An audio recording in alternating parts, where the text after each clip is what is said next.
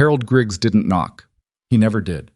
The door to Maren Whitlock's home swung open so hard the hinges shrieked, and the banker stepped inside like a man who already owned the floor beneath her feet, because in his mind he did.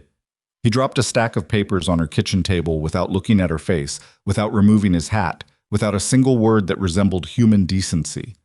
"Thursday," he said, "or I take the machine."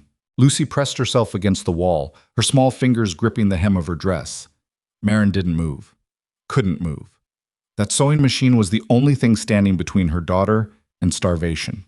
And Harold Griggs knew it.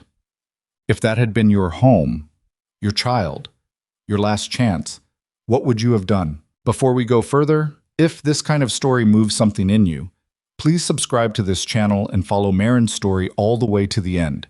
You won't want to miss what happens next, or the stories coming after this one that are just as raw, just as real, and just as hard to forget. Hit that like button and drop a comment telling me what city or country you're watching from.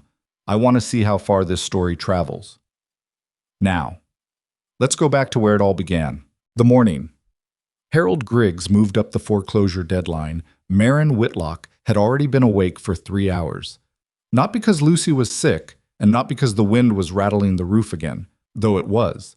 She was awake because that was simply what poverty did to a person. It reached inside your sleep and pulled you out of it before the sun came up, before the world was ready, before you had any strength to face what was waiting. She sat at the edge of her bed in the dark and listened to her daughter breathe. Lucy slept deeply, the way children sleep when they don't yet understand how serious things have become. One arm was draped over the side of the mattress. Her hair was a tangled mess across the pillow. She made a small sound in her throat, something between a sigh and a word, and then went still again. Maren watched her for a long time. There was a crack in the ceiling above Lucy's side of the room. It had been there since winter, since the ice had gotten into the wood and split it from the inside out. Maren had meant to have it fixed. She had meant to do a lot of things. She stood up carefully so the floorboards wouldn't speak, and she walked to the window. Ash Hollow was still. The kind of still that only happened before anyone else was awake, before the horses were restless, before the blacksmith started up, before the saloon's back door banged open and the kitchen staff dragged out the night's refuse. In that particular stillness, the settlement almost looked peaceful, almost looked like the kind of place a family could build something in. Thomas had believed that, right up until the mountain took him. She pressed one hand flat against the glass. The cold came through immediately, working into her palm, her wrist, crawling up her arm like something with a purpose. 14 months. It had been 14 months since the silver mine collapsed and swallowed her husband, along with 11 other men. And in that time, Maren had learned exactly 2 things about grief. The first was that it didn't shrink the way people promised it would. It just became familiar, the way a bad knee becomes familiar, something you carried and compensated for and tried not to think about directly. The second was that grief cost money. Not all at once, and not in ways anyone warned you about. It cost money in small bleedings. The clothes that needed replacing because the children kept growing. The food that ran out faster when you were the only one earning. The repairs that waited and then stopped waiting and became emergencies. Thomas had taken out a loan against the house 6 weeks before the collapse. He hadn't told her. She wasn't sure if he was planning to tell her, or if he thought he'd repay it before she ever knew, or if he simply made the decision the way men of his generation made certain decisions, alone, without consultation, with the best of intentions. She had found out from Harold Griggs. He had come to the house 4 days after the funeral, while she was still in the stage where everything felt slightly unreal, where she kept catching herself listening for the sound of Thomas's boots on the porch steps. Griggs had come without warning, without sympathy, and with a piece of paper that had Thomas's signature at the bottom and a number at the top that made the room tilt sideways. He had explained the terms with the flat efficiency of a man reading livestock inventory, monthly payments, interest rate, final deadline.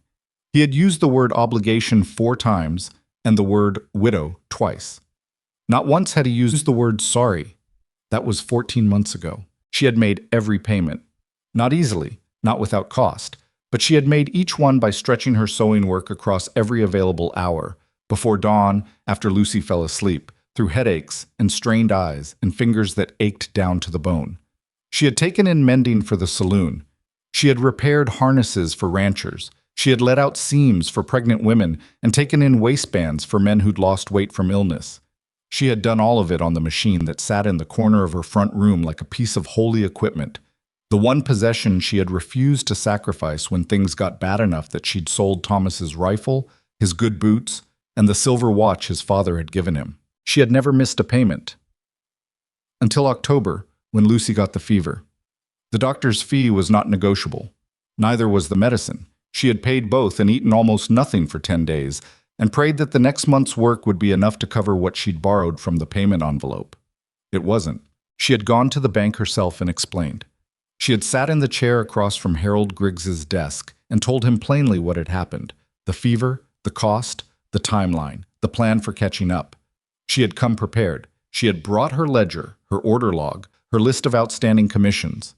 He had listened with the expression of a man waiting for a noise to stop. Then he had told her that the terms of the loan did not include provisions for personal hardship. She had walked home in the cold without crying, which cost her more than the walk itself. That had been 3 weeks ago.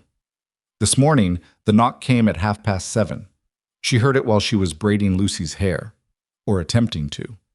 Lucy was 6 years old and had opinions about braids that frequently differed from Maren's ability to execute them, and they had been negotiating in the gentle, exasperated way of mothers and daughters everywhere when the sound came from the door. "Stay here," Maren said. "Is it the mail?" Lucy asked. She had been waiting for a mail delivery that wasn't coming, some notion she'd gotten about a package from a relative who had never actually promised to send one. Children built entire architectures of hope on almost nothing. "Stay here," Maren said again.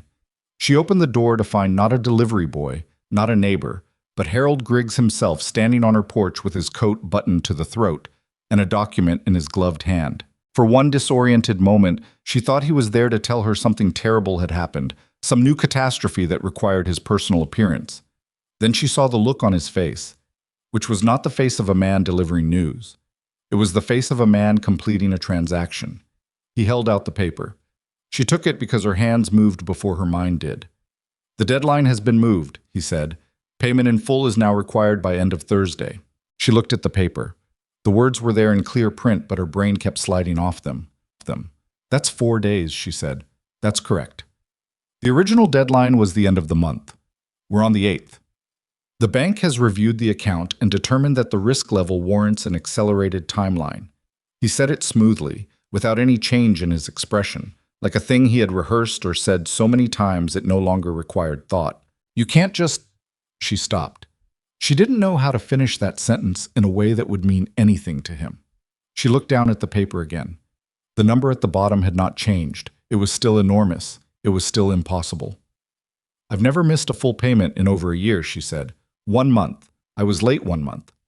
The bank's position is noted in the document you're holding, Mr. Griggs." She heard her own voice do something she hadn't planned. It didn't break exactly, but it went soft in a way she hated. "I have a daughter." He looked at her then, really looked at her for a moment, and she thought she saw something flicker behind his eyes. Some old thing, something that might once have been human feeling, pressing against the inside of the glass. Then it was gone. "Thursday," he said, and he walked back down her porch steps and onto the road without another word. She stood in the open door long after his footsteps had faded, holding the paper in both hands, and she did not move until she heard Lucy's small voice from the back room. "Mama, is it the package?" "No, sweetheart." She folded the document carefully, the way you fold things you cannot afford to lose. "It's nothing. Come finish getting dressed." That afternoon, because she had nowhere else to try, Maren walked to the Silver Creek Saloon and asked Earl Donovan, the owner, if there was any work available: washing, cooking, mending, anything that could be done quickly and paid immediately. Earl was not a cruel man. He was a practical one, which in her experience was sometimes worse. He looked at her with something that wasn't quite pity and wasn't quite indifference and said he'd just hired a girl from the Eastern families and didn't have room for another. He poured her a glass of water she hadn't asked for and said he was sorry, and looked relieved when she picked up Lucy's hand and turned to leave. The saloon at midday was half empty. A few ranchers finishing their lunch at the back tables. A traveling merchant talking too loudly about prices to someone who'd stopped listening. The smell of cooked meat and sawdust and something faintly sour underneath. Lucy stopped. She stopped so abruptly that Maren felt the pull on her hand and looked down, expecting the girl had caught her boot on something or spotted a stray cat in the corner. But Lucy was looking straight ahead. There was a man at the table nearest the door, broad-shouldered, somewhere in his early 40s, with the worn-in look of someone who'd spent most of his life outside. He had a bowl of stew in front of him and a second bowl to the side, still steaming, that he hadn't touched. He was reading something, some kind of paper, and hadn't noticed them yet. Lucy was not moving. Maren followed her daughter's eyes to the untouched bowl, and then she understood, and something inside her chest cracked quietly open, because she recognized this moment, had been afraid of this moment, had been working so hard to keep this moment from ever happening. The moment when her child's hunger became visible to the world. The moment when everything she'd been holding together with sheer stubbornness became too heavy to pretend. "Lucy," she said it low, barely above a breath. "Come on, baby, let's go." She whispered it the way you whisper in church, the way you whisper when you're trying to leave somewhere without being seen. "Let's go, we can't pay, let's go." But Lucy didn't move. Her eyes were fixed on that bowl the way a compass needle fixes north. Not greedily, not dramatically, but with the kind of quiet, helpless honesty that only 6-year-olds are still capable of. Pure want, undisguised, pure need, impossible to hide. And across the table, the man looked up. He didn't stare. That was the first thing Maren noticed. He didn't look at Lucy the way people sometimes looked at children in difficult circumstances, with a kind of performative sorrow that was really about their own discomfort. He just looked, once, with eyes that were steady and dark, and held something in them that Maren couldn't name right away. Recognition. That was what it was. The man looked at her daughter's face and recognized what he saw there, and something shifted in his expression. Not pity, not embarrassment, but something older and quieter, something personal. He looked down at his extra bowl. Then he looked back up, and when his eyes met Maren's, he didn't look away. "Excuse me," he said. His voice was even, unhurried, with the slight roughness of someone who used it mostly for practical things and wasn't accustomed to performing. "I think I ordered more than I meant to. Earl's stew is—" He paused like he was actually thinking about it. "It's hard to say no to when you're ordering, and then it arrives and—" He gestured at the bowls. "I'm going to feel terrible if it just sits here." Maren's jaw was tight. She knew exactly what he was doing.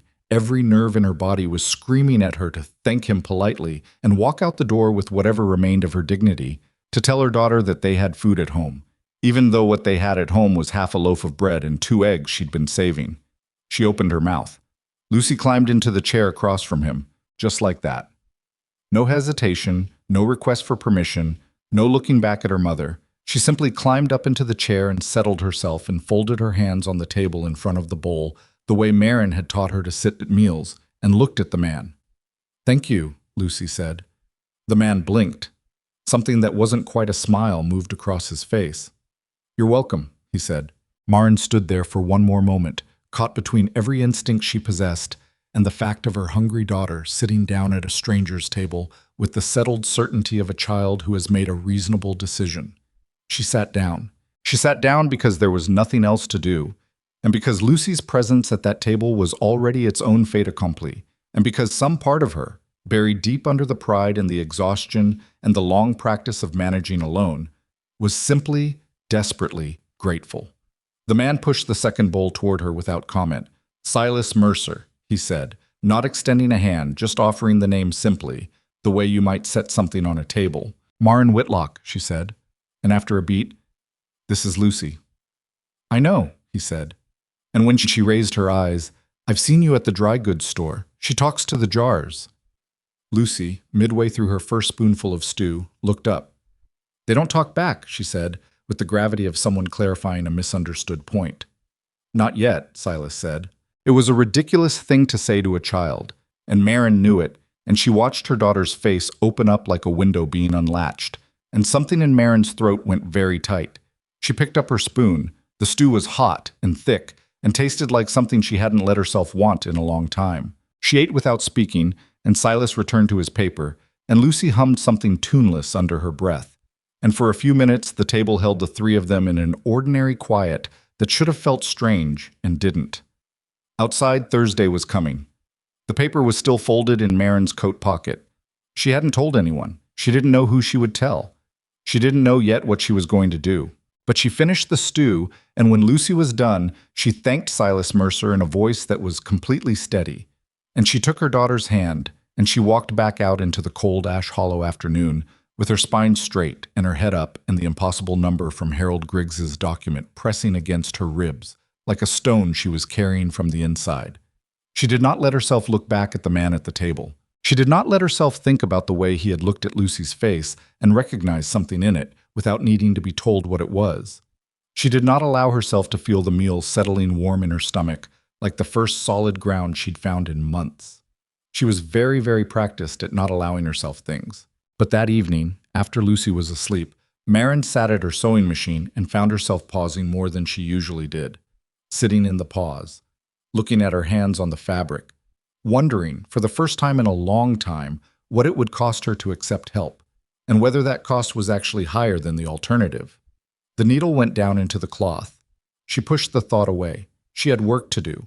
The next morning came the way bad mornings always did in Ash Hollow, without warning and without mercy, just gray light pushing through the curtains and the immediate crushing return of everything that had been true the night before. Maren had slept maybe 3 hours. She knew this because she had watched the candle burn down past the second mark, then the third, then finally blown it out sometime after midnight when she realized she was just staring at it rather than actually seeing anything. The sewing was done. A pair of trousers hemmed, 2 shirt collars turned, a child's dress let out at the sides. And the coins it would bring were already spent in her head 3 different ways, none of which added up to what Harold Griggs wanted by Thursday. She made Lucy's oatmeal and didn't make any for herself, which Lucy noticed immediately. "You're not eating." "I'm not hungry yet." "You said that yesterday." Maren stirred the pot once more, even though it didn't need stirring. "Eat your breakfast before it gets cold." Lucy ate, but she watched her mother the way children watch when they know something is wrong and haven't yet been given permission to ask about it. That watchfulness was one of the things that kept Maren moving on days when moving felt impossible. The girl was too sharp, too observant, too much like Thomas, in all the ways that made the missing him worse rather than better. She dropped Lucy at the Hendersons' house. Clara Henderson had an arrangement with 3 other mothers in the settlement, a rotation of watching each other's children that cost nothing and had been Clara's idea entirely, offered before Maren had been desperate enough to ask. And then she walked to the dry goods store to deliver the finished mending. Albert Crane, who owned the dry goods store and had the kind of face that looked permanently worried, even when things were fine, counted out her coins on the counter with the slow care of a man who knew every one of them. "Heard Griggs moved up the Whitlock deadline," he said, not looking at her. She went still. "Word gets around fast," she said. "Small town." He pushed the coins toward her. "You know Ruth and I—" He stopped, which was unusual for Albert, who generally had no trouble finishing sentences. He tried again. "If you needed something bridged, short term." "Albert." She said his name gently because he was a kind man and didn't deserve sharpness. "I can't borrow from you. You know I can't." "It wouldn't be borrowing, exactly. It would be exactly that, and we'd both know it. And then every time I came in here I'd be thinking about it, and you'd be thinking about it, and that's no good for either of us." She picked up the coins and dropped them into her coat pocket, where they landed against Harold Griggs's document with a sound that felt like irony. "But thank you. I mean that." He nodded, looking at the counter. "Griggs is a hard man," he said. "He is," she agreed. "There are people in this town who think he's gone too far this time, moving up a deadline on a widow who's never missed a full payment." He shook his head. "That's not business. That's something else." She didn't answer that, because if she started down that particular road, she wasn't sure where she'd end up, and she had too much to do today to spend any of it being angry. Anger was a luxury. She had discovered this early in widowhood, the way you discovered a door in a house you thought you knew. Anger felt useful, felt like fuel, but it burned hot and fast and left you emptier than before, and she couldn't afford empty. She thanked Albert again and walked out. The second place she tried was the laundry woman, Mrs. Falco, who had mentioned once that she was getting behind on her repair work. Sheets with torn edges, tablecloths with scorched corners from careless ironing. Maren had been putting off approaching her because Mrs. Falco was the kind of woman who confused gratitude with ownership, who tended to believe that doing someone a favor meant she had ongoing claim to their time and attention. But desperation makes calculations differently than comfort does. Mrs. Falco was not home, or she was home and not answering, which amounted to the same thing. Maren stood on the porch for a moment, looking at the door, then turned around and walked back down the steps. She had 3 days.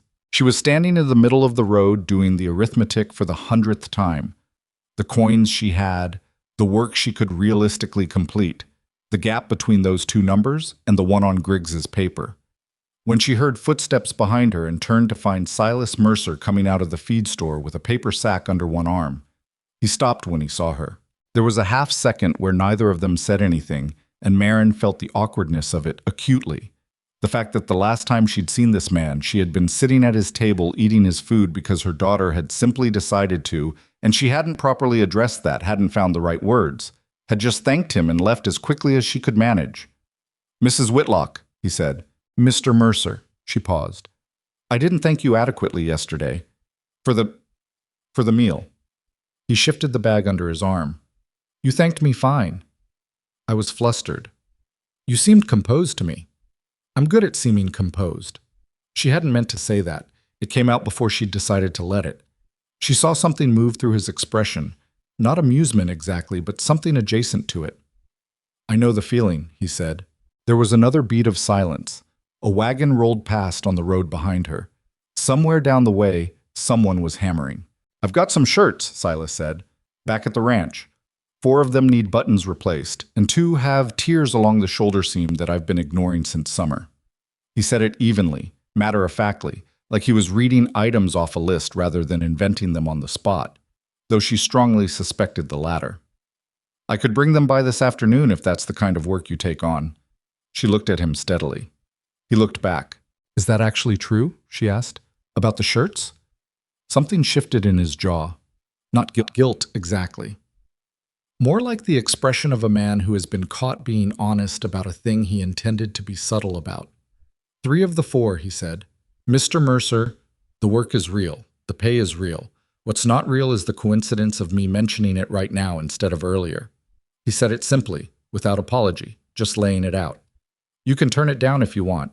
She thought about Albert's offer, which she'd turned down because it would have meant carrying the weight of his generosity into every future interaction.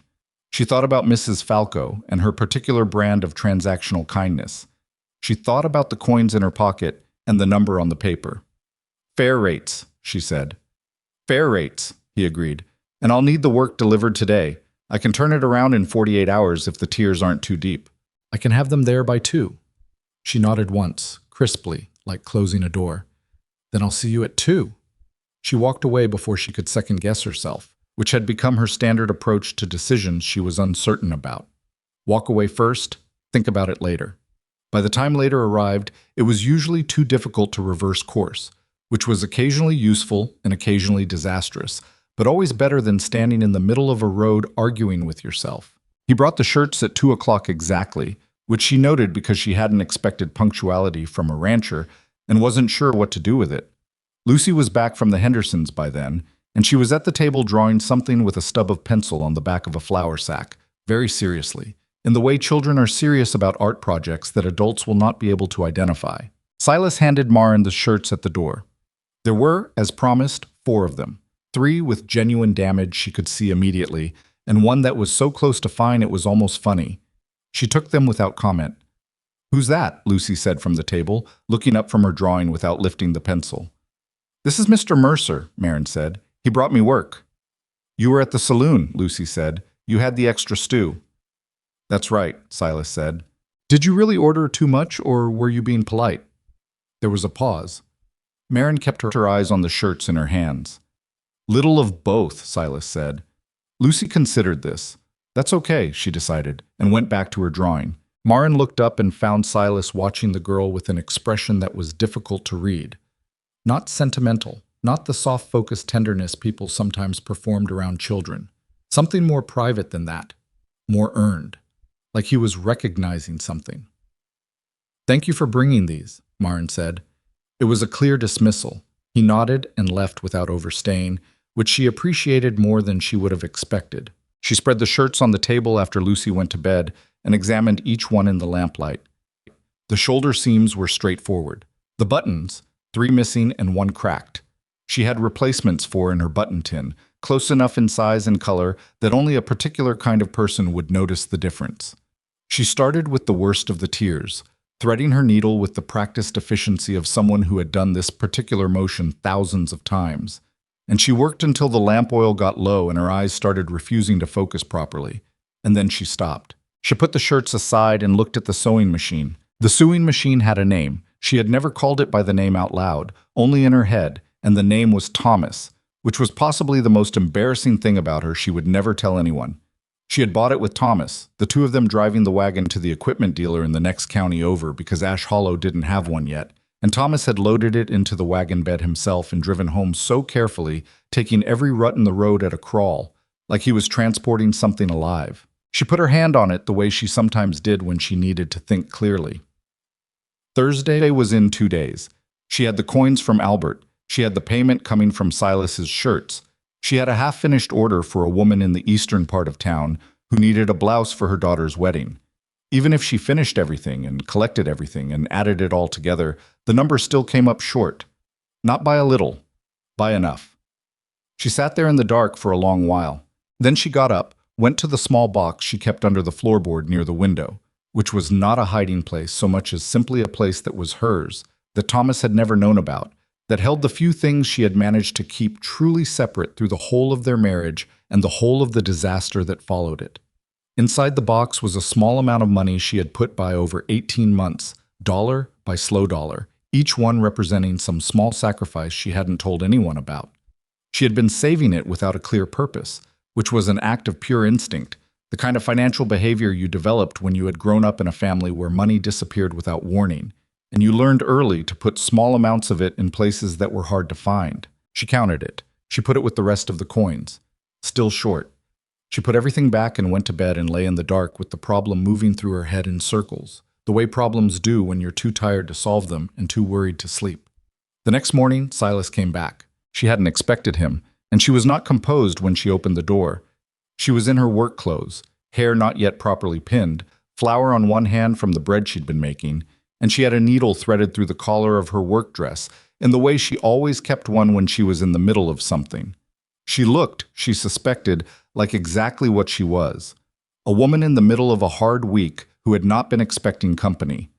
He was carrying a crate. "What is that?" she said. "Saddle blankets," he said. 6 of them. The bindings come loose on most of them. Edge stitching. Shouldn't take long for someone who knows what they're doing. I need them back before the weekend because we're moving a herd. She looked at the crate, then at him. "You don't have to manufacture work," she said. "I know. I told you that yesterday." "You didn't say it exactly like that, but I understood." He set the crate down on the porch without being invited to, which was either confident or presumptuous, and she hadn't decided which. "The blankets are real. You can look at them, and I'm paying in advance." She went still. "I don't take payment before the work is done." "I know that too." He reached into his coat and set some bills on top of the crate. "Consider it a deposit. Half now, half on delivery." She looked at the money. She looked at him. She was not a woman who cried easily. She had cried herself dry in the first months after Thomas. And since then her tear ducts had become largely theoretical. But something in the back of her throat did something uncomfortable that she swallowed down immediately. "Why are you doing this?" she said. He was quiet for a moment. Not the quiet of someone who doesn't have an answer, but the quiet of someone deciding how much of the true one to give. "Because I know what that banker did," he said finally, "and I know what's coming Thursday. And I'm not going to stand in the road and watch a woman lose her machine because Griggs decided to make an example of someone who was already doing everything right." She felt the anger then, clean and sharp and immediate. "I didn't ask for—" "I know you didn't. You're not the type." His voice didn't rise, didn't harden. "I'm not offering charity, Mrs. Whitlock. I'm offering work that needs doing to someone who can do it. What you do with the money is your business." She stared at him for a long moment. He stared back. The thing about Silas Mercer.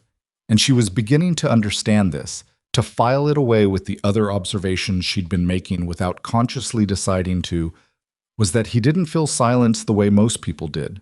He just let it be there. He was comfortable in it in a way that wasn't studied or deliberate, just native, like a man who had spent enough years in country where there wasn't anyone to talk to that he'd made his peace with quiet. "Leave the crate," she said. He nodded. left the money on top of it. "I'll have them done by Thursday morning," she said. "That's fine," he said. He turned to go. She picked up the money, and her hand shook slightly, which she hated, and she was glad his back was to her. "Mr. Mercer," she said. He paused. "What did you look like?" she said. "When you were hungry, as a child." It was an intrusive question, and she knew it, and she didn't take it back. She watched his shoulders, the slight change in the way he was holding himself.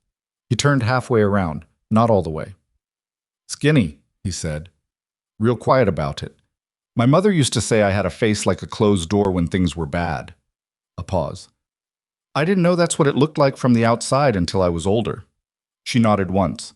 He walked away down the road, and she stood on the porch holding the money for a minute before she went back inside. The next 36 hours were the hardest stretch of work she had done since the weeks immediately following the funeral, when she'd been operating on grief and necessity in equal measure. She finished Silas's shirts. She completed the saddle blankets. The binding on 3 of them was genuinely loose, which gave her a grim satisfaction, the confirmation that the work was real. She finished the wedding blouse.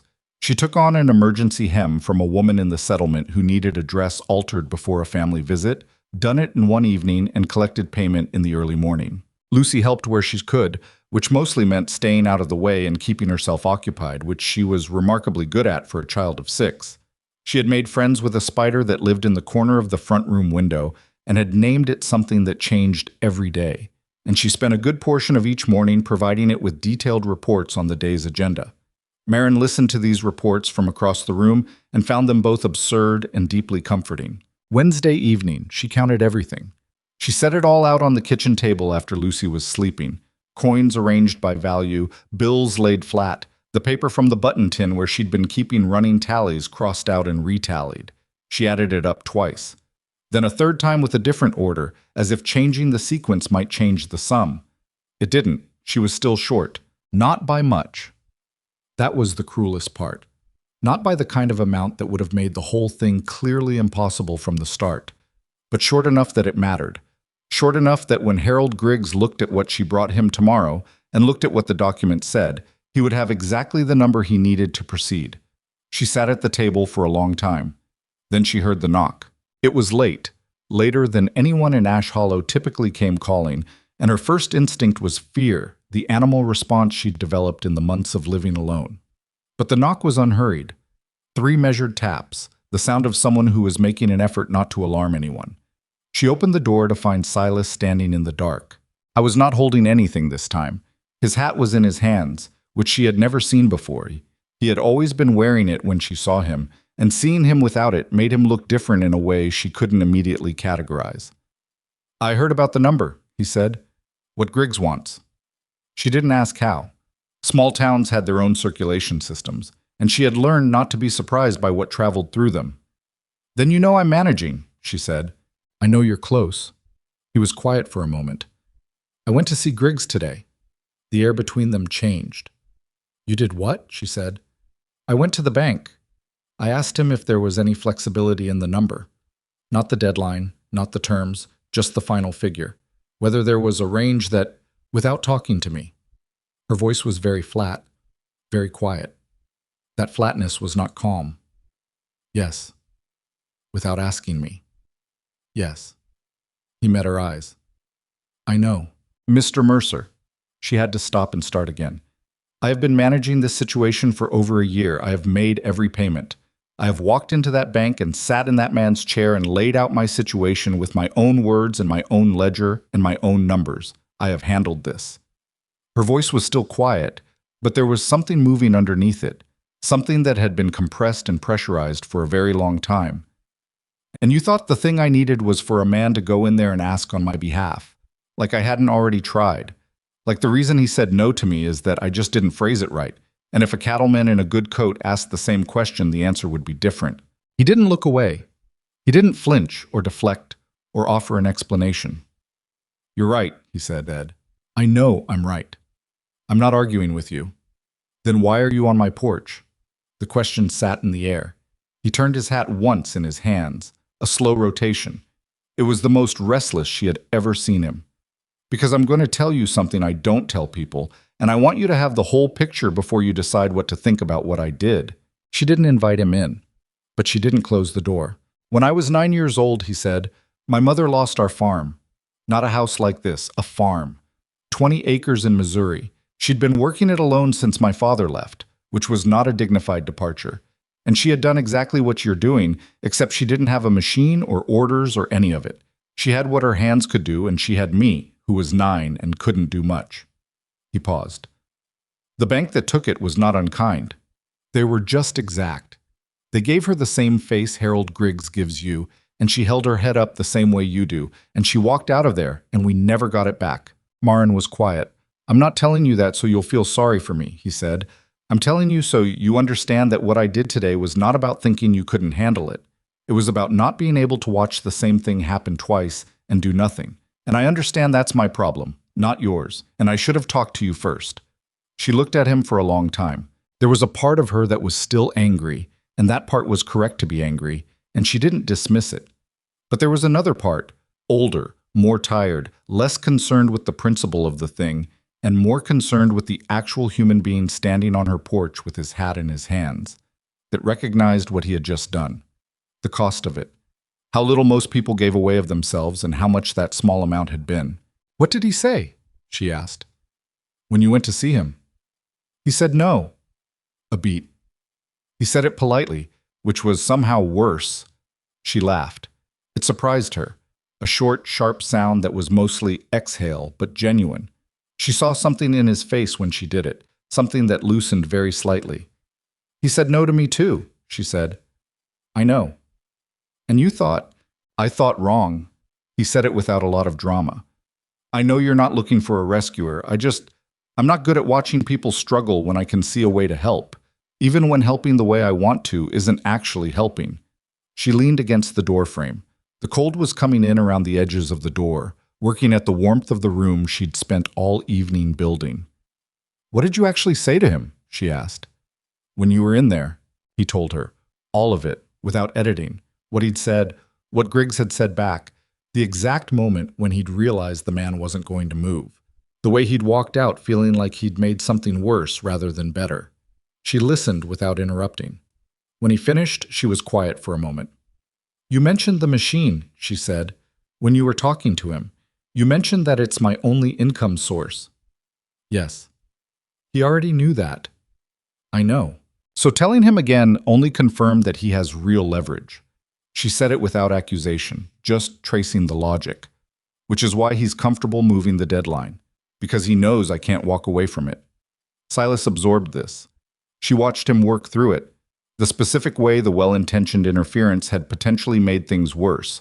Not dramatically, not catastrophically, but in the subtle way that small tactical errors compound. Yes, he said, and the word cost him something.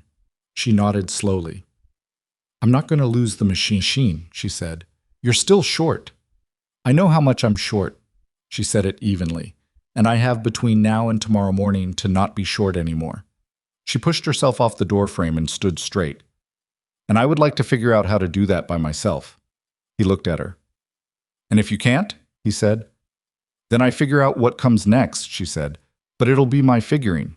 He nodded. She believed he meant it. The thing was, and this was the part she turned over for a long time after she closed the door, the thing was that she wasn't entirely sure she could do it alone. Not the money part. The money part was just math, just terrible math, but math nevertheless. No, the part she wasn't sure about was the part that came after Thursday, whatever Thursday brought. The part that required believing things could be different. The part that required, in some fundamental way, not being completely alone with the weight of it. She had been alone with the weight of it for 14 months. She was very tired. She sat back down at the kitchen table with the coins and the bills and the ledger, and she picked up the pencil, and she made herself start again from the beginning. Different order this time, not different sum. But she started again anyway, because that was what you did.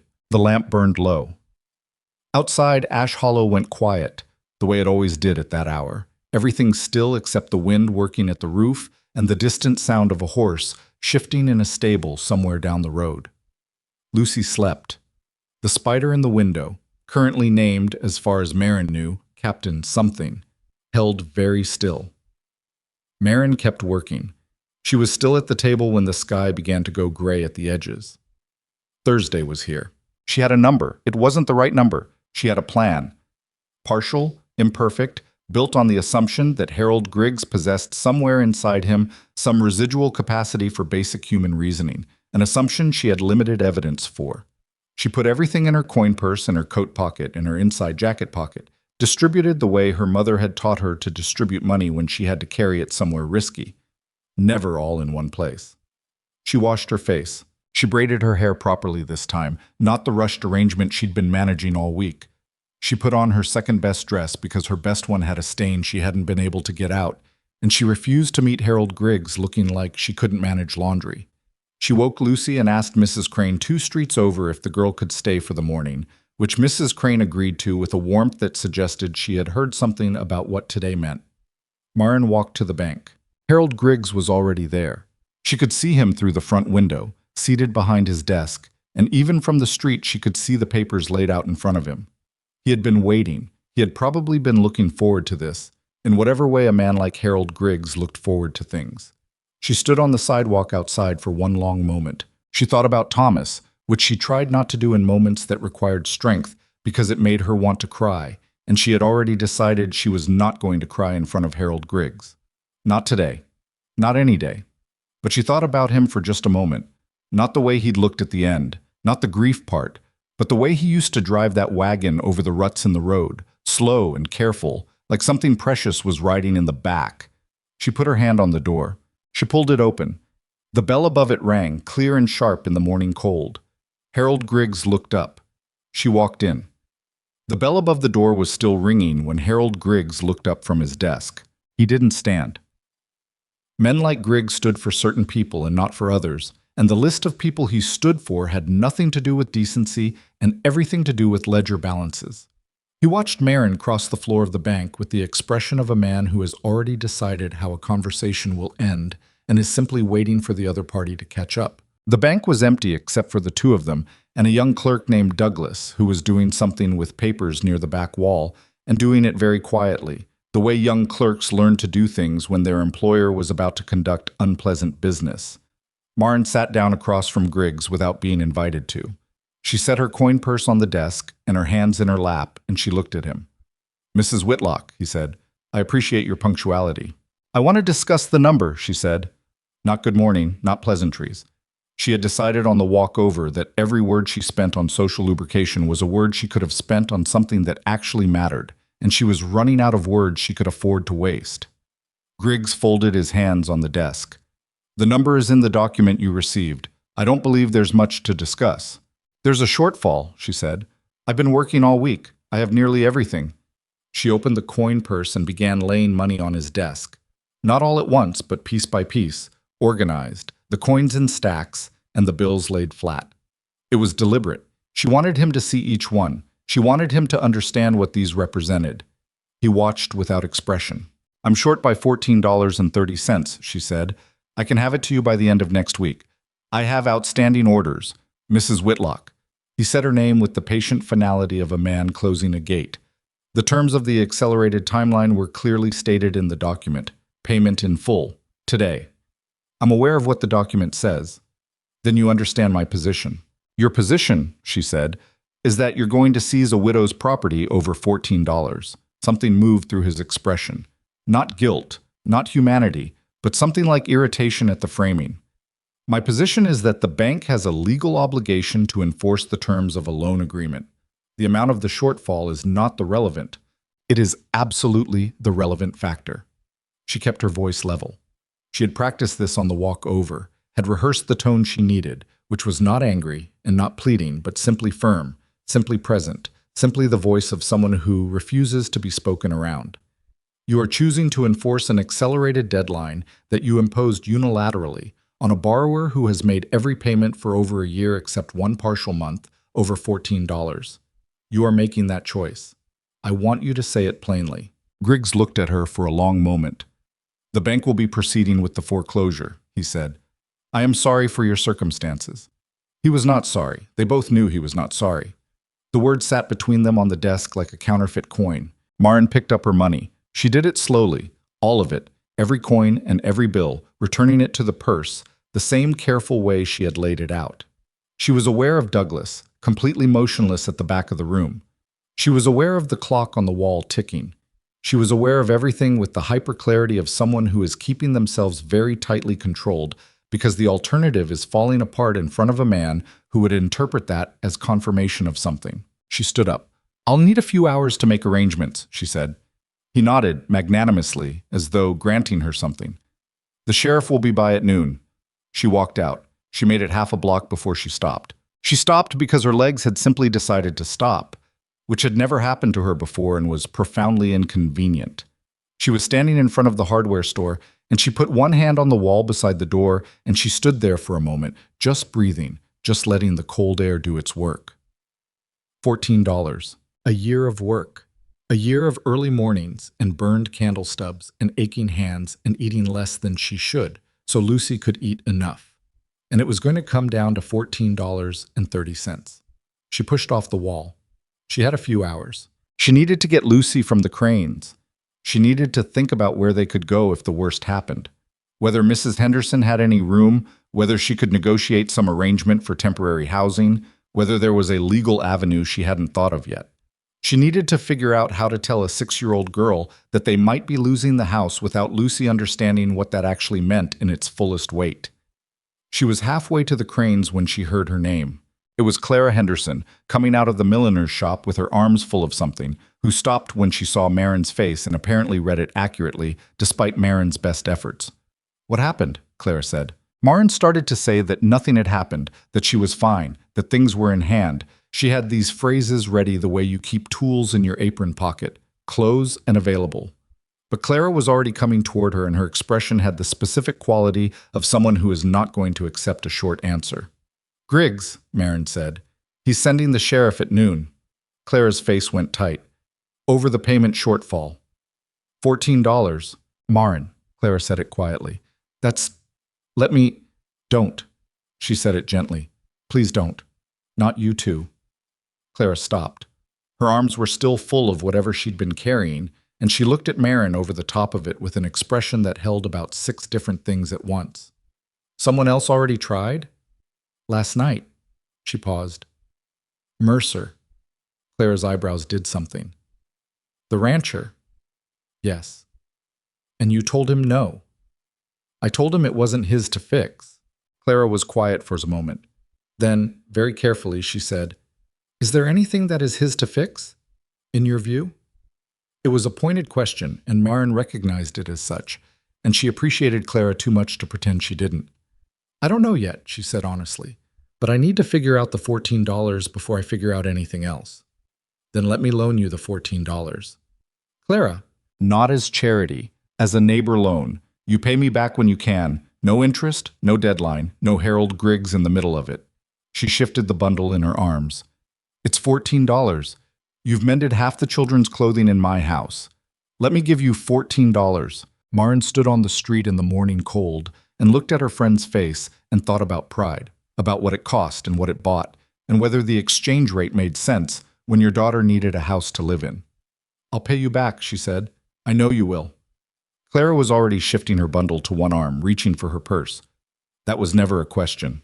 The money changed hands on the sidewalk in front of the milliner's, and Maren held it in her palm and felt something she couldn't immediately name. Relief was part of it, but relief was the smallest part. Mostly it was grief, strangely. The particular grief of accepting something you needed but had spent enormous amounts of energy believing you could do without. She thanked Clara in a way that she hoped communicated all of that without requiring her to explain any of it. Clara squeezed her arm and let her go. Maren went back to the bank. Griggs was less pleased to see her the second time, which she found obscurely satisfying. She laid the full amount on his desk, $14 more than before, and watched him count it with the focused attention of a man who has dedicated his life to numbers and trusts nothing else. He counted it twice. He looked at her. "This is the full amount," he said, surprised, despite himself. "Yes," she said. "It is." He pulled a receipt form from his desk drawer and began filling it out. She watched him write. The scratch of his pen on the paper was the only sound in the room, and she listened to it the way you listen to music you've been waiting to hear. He handed her the receipt. She took it, looked at it, folded it. "Mrs. Whitlock," he said, and something in his voice had shifted. some gear changing, moving from business to something slightly less defined. I would advise you, going forward, to maintain adequate reserves. She looked at him. I would advise you, Mr. Griggs, she said, to be more careful about how you treat people who are doing everything right and simply need more time. She put the receipt in her coat pocket, in the same place the foreclosure document had been. Good day? She walked out for the second time that morning, and this time her legs worked properly. The relief lasted about 40 minutes. It lasted through picking up Lucy from the cranes, through walking home, through making Lucy a late breakfast, through sitting down with her ledger and updating it with the new balance, which was not frightening so much as simply very tight. The relief lasted right up until she was washing the breakfast dishes and looking out the window and thinking, for the first time all week, that perhaps the immediate crisis was resolved and she could breathe. Then she heard hoofbeats, not one horse, several, coming up the road at a pace that was too purposeful to be casual, and she knew before she looked that this was not a neighbor stopping by. She looked. The sheriff's horse was the first one she recognized. James Cutler, who had been sheriff of Ash Hollow for 11 years and was by most accounts a decent man trapped in a job that required him to do indecent things on behalf of people with legal authority, was riding up the road with two of his deputies. Behind him, in a wagon, was Harold Griggs. And behind Griggs, walking and not riding, which meant they had come on foot from nearby, were people. A dozen of them, maybe more. Neighbors. People she recognized. Albert Crane from the dry goods store, Ruth beside him, two women from the Eastern families, several men she knew only by sight. They were not walking with purpose so much as being drawn along in the wake of the official procession, the way people are drawn to things that are about to become significant. Lucy came to the window. Mama, she said, why is everyone coming here? Maren set down the dish she was holding. She had paid. She had the receipt. This should be over. She went to the door. Cutler was dismounting when she came out onto the porch. He had the specific posture of a man who does not want to be doing what he is doing, which she recognized and did not find comforting, because a man who doesn't want to do a thing will still do it if he has a piece of paper that says he has to. He had a piece of paper. Mrs. Whitlock, he said. He took off his hat, which was a bad sign in the way that removing your hat at a door is always a bad sign. I'm here in regard to the foreclosure proceedings on this property. I paid, she said. I was at the bank this morning. I have the receipt. Cutler looked at her. Then he looked at Griggs. Griggs had climbed down from the wagon with the unhurried movement of someone who believes time is always on his side. He straightened his coat. He did not look at Maren immediately, but at the house, the way a man looks at property. Mr. Griggs, Cutler said, Mrs. Whitlock says she's settled the debt. The loan payment has been received, Griggs said. His voice was carrying now, pitched to travel, and Maren realized abruptly that he knew people were watching, that he had expected this audience, that the audience was, in some way, the point. However, there is an outstanding matter relating to an additional clause in the original loan agreement, a maintenance clause, which stipulates that the property must be kept in adequate repair as a condition of the loan. Upon inspection this morning, he paused, the pause of a performer. The bank has determined that the roof of this property has sustained damage that constitutes a violation of that clause. The foreclosure may therefore proceed on those grounds. The silence that followed was of a particular quality. It was the silence of people registering something that they had not expected, something that required recalibration. Maren heard it in the crowd behind Griggs. Not a sound, but the absence of one. The held breath of people who were reassessing what they were witnessing. She looked at Griggs. He looked back at her with the expression of a man who has just laid down a card he has been holding for some time. The maintenance clause, she said. It is stated clearly in the original agreement, which you have apparently decided to invoke for the first time today. The bank conducts regular assessments. There is a crack in the ceiling, she said. One crack in a corner of the back room, which I am aware of, which I have been planning to address. Her voice was still level. It was costing her a great deal to keep it level. Are you telling me that you intend to foreclose on this property after I have made the payment in full because of a single ceiling crack? The assessment identified multiple. The assessment was conducted this morning? She turned to Cutler. Sheriff, was an inspector on this property this morning? Cutler's jaw moved. Mr. Griggs conducted the assessment himself. He conducted an assessment of my property without my knowledge or consent. He has the right, under the loan agreement to, I know what the agreement says. She heard her voice do something then. Not break, not rise, but tighten, as though something inside it was being wound very hard. I know exactly what it says. I've read it more times than I've read anything else in the past 14 months. She looked at Griggs again. You came to my property this morning while I was at the bank making your payment, and you inspected it without telling me, and you found a ceiling crack. He looked back at her with the composed superiority of a man who has done everything legally and doesn't see why that should require him to feel bad about it. And then, from the back of the small gathered crowd, a voice said, That's enough. It was not a loud voice. It didn't need to be. There was something in the quality of it, not anger, not drama, but an absolute ground-level certainty that made people step aside. Silas Mercer walked through the gap they made. I was carrying something. A leather portfolio, dark and worn, the kind that had clearly traveled some distance and seen some weather. He was not walking fast. He never walked fast, she had noticed that about him. He moved at the speed of someone who has decided where he's going and therefore doesn't need to hurry. He stopped next to Maren, not in front of her, next to her. She looked at him. He looked at Griggs. Harold, he said, just the first name. No title, no courtesy. You want to show me the maintenance clause? Griggs's expression shifted slightly. Not much, but enough.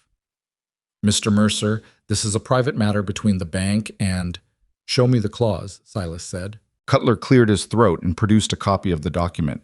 He held it out in the space between the two men, and Silas took it and read it with the unhurried attention of a man who actually intended to read it rather than perform the appearance of reading. He read it for a long time. Maren watched the crowd behind Griggs. More people had arrived. She didn't know when, but there were at least 20 now, maybe closer to 30. Albert Crane had moved closer. Ruth was beside him, arms crossed, and the expression on her face was one Maren had not seen on Ruth Crane before, a kind of hard, clear attention. The clause requires, Silas said, still looking at the document, that the property be maintained in adequate condition. Adequate. He looked up. There's no specific standard defined, no inspection protocol, no measurement. The bank makes that determination, Griggs said, based on an inspection you conducted yourself, without notice. On a morning when you knew the property owner would be at the bank making your payment. Griggs said nothing. Silas closed the portfolio. I want you to hear something, Harold. He reached into the portfolio and took out a sheaf of papers, several pages, folded together, the edges of them slightly rough, like they'd been written on quickly and in more than one hand. These are letters from ranching families in this territory, 12 of them. He held them up. All of them have been customers of Maren Whitlock's sewing work for the past year, some of them longer. Every one of these letters confirms ongoing commissions, regular work, agreed prices, signed by the family head. He paused. That's not potential income. That's an existing business with an established customer base. On the frontier. In this economy. That's worth more to this bank as a going concern than a foreclosed house and a machine you'd have to sell for a fraction of its value. The crowd was very quiet. Griggs looked at the papers with the expression of a man who hadn't expected them and was working out whether they changed anything. Those letters don't address the maintenance clause, he said, but the certainty in his voice had shifted. Something had gone slightly out of it. No, Silas agreed. They don't. So let me address the maintenance clause directly. He turned to the crowd, and Maren realized he'd been aware of them this entire time, had factored them into his approach, had understood that this conversation was not private, and had decided to use that rather than ignore it. How many of you know this house? Have been here for mending, for alterations, for laundry? How many of you would describe it as a property in inadequate condition? Silence. Then Albert Crane said, I've been in this house. It's in fine condition. Ruth said, My children's clothes have been mended here. I've never had any concern about the property. Clara Henderson, somewhere in the back of the crowd, said, The woman works 16-hour days in that house. It's cleaner than most. Griggs turned to look at the crowd. And this, Maren thought, was where something changed in him. Not a full change, not a transformation, but something that moved. Because Harold Griggs was not stupid. He was not even, she suspected, without conscience. He was a man who had built a very effective wall between himself and the human consequences of his professional decisions, And that wall required that the consequences be invisible or at least quiet. They were being neither right now. Mr. Griggs, Silas's voice was still even, still unhurried. The bank isn't going to profit from this. You know that. You take the house and the machine, you sell them for what the market will bear out here, and you cover the remaining debt with room to spare but not much. Or, he paused, or we restructure the remaining term of the loan, 12 months instead of 2. Maren covers the payments with guaranteed commissions from 12 ranch families.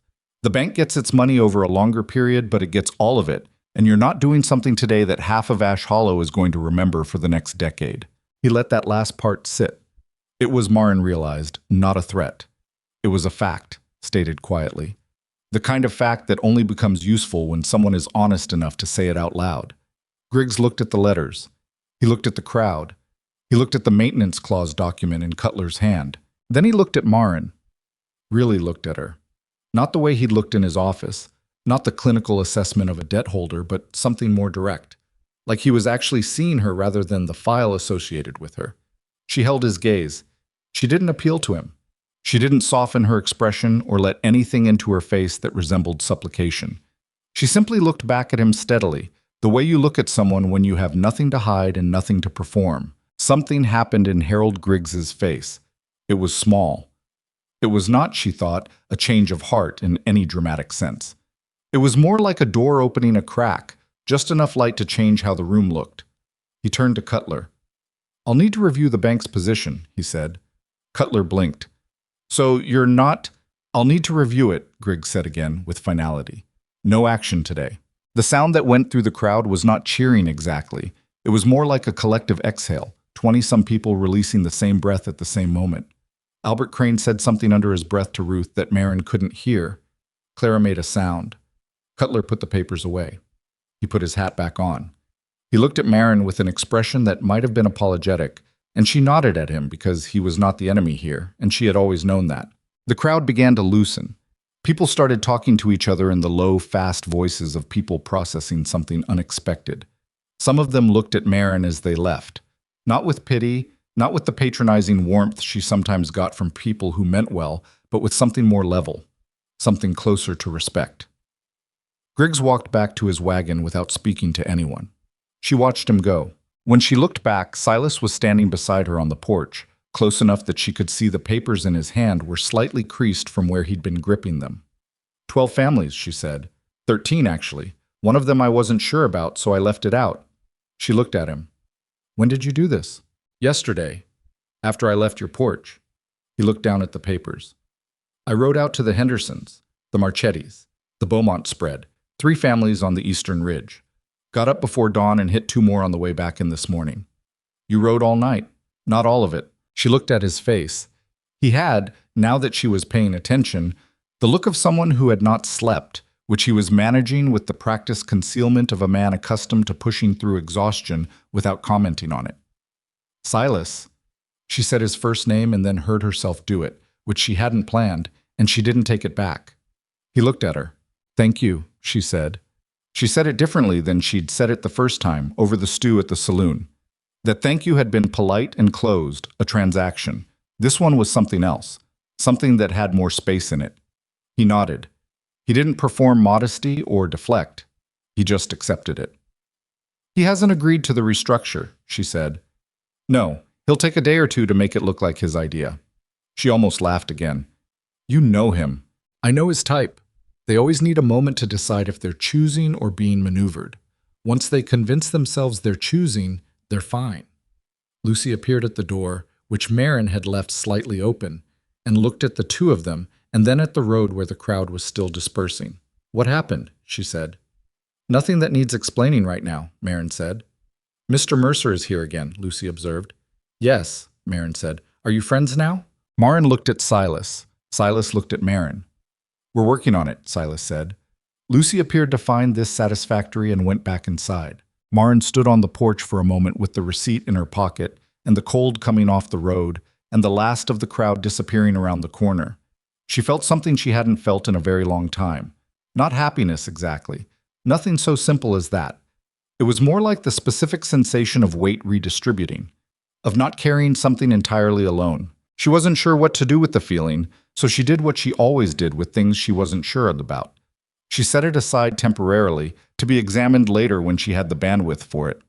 "I have work to do," she said. "So do I," he said. "Thank you for the letters. They're yours to keep. You should have them regardless of what Griggs decides." She took the papers from him when he held them out. They were warm from being inside his coat. He stepped off the porch.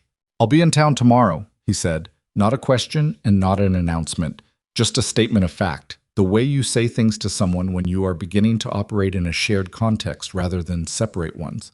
"I'll be here," she said. He nodded and walked down the road. She stood on the porch until he rounded the corner, and then she went inside and set the papers on the kitchen table and put her hand flat on top of them, the way she put her hand on the sewing machine when she needed to think. 13 families. He had ridden through the night to get letters from 13 families, not to rescue her. She turned this over carefully, examining it the way you examine something you might be wrong about. He hadn't gone to Griggs this time. He hadn't tried to solve the problem from the front door. He had gone around the problem, gone to the people she had already built something with, and he had collected proof of what already existed. He had made the truth harder to ignore. That was different. She picked up the letters and read each one. The handwriting was different in each. Some careful, some rushed, some with the specific misspellings of people who were more comfortable with their hands than with pens. But the content was the same: work given and work received, prices fair, and work reliable. A woman in Ash Hollow who could be counted on. She read them all twice. Then she put them in the box under the floorboard, next to the money, next to the things that were hers. Lucy was in the front room talking to Captain Something, providing what sounded like a detailed account of the morning's events, rendered in the vocabulary of a 6-year-old. "And then all the people came," Lucy was saying, "and Mama stood on the porch, and she didn't cry or anything, and Mr. Mercer came and talked to the banker man, and now they're gone." A pause, presumably for the spider's response. "I know," Lucy said. "I thought it was going to be bad too, but it wasn't." Maren stood in the kitchen doorway and listened to her daughter deliver the morning's verdict to a spider. It wasn't bad. It wasn't over. Not by a long distance. Griggs hadn't agreed to anything. He had simply not acted today, which was not the same as deciding to do right.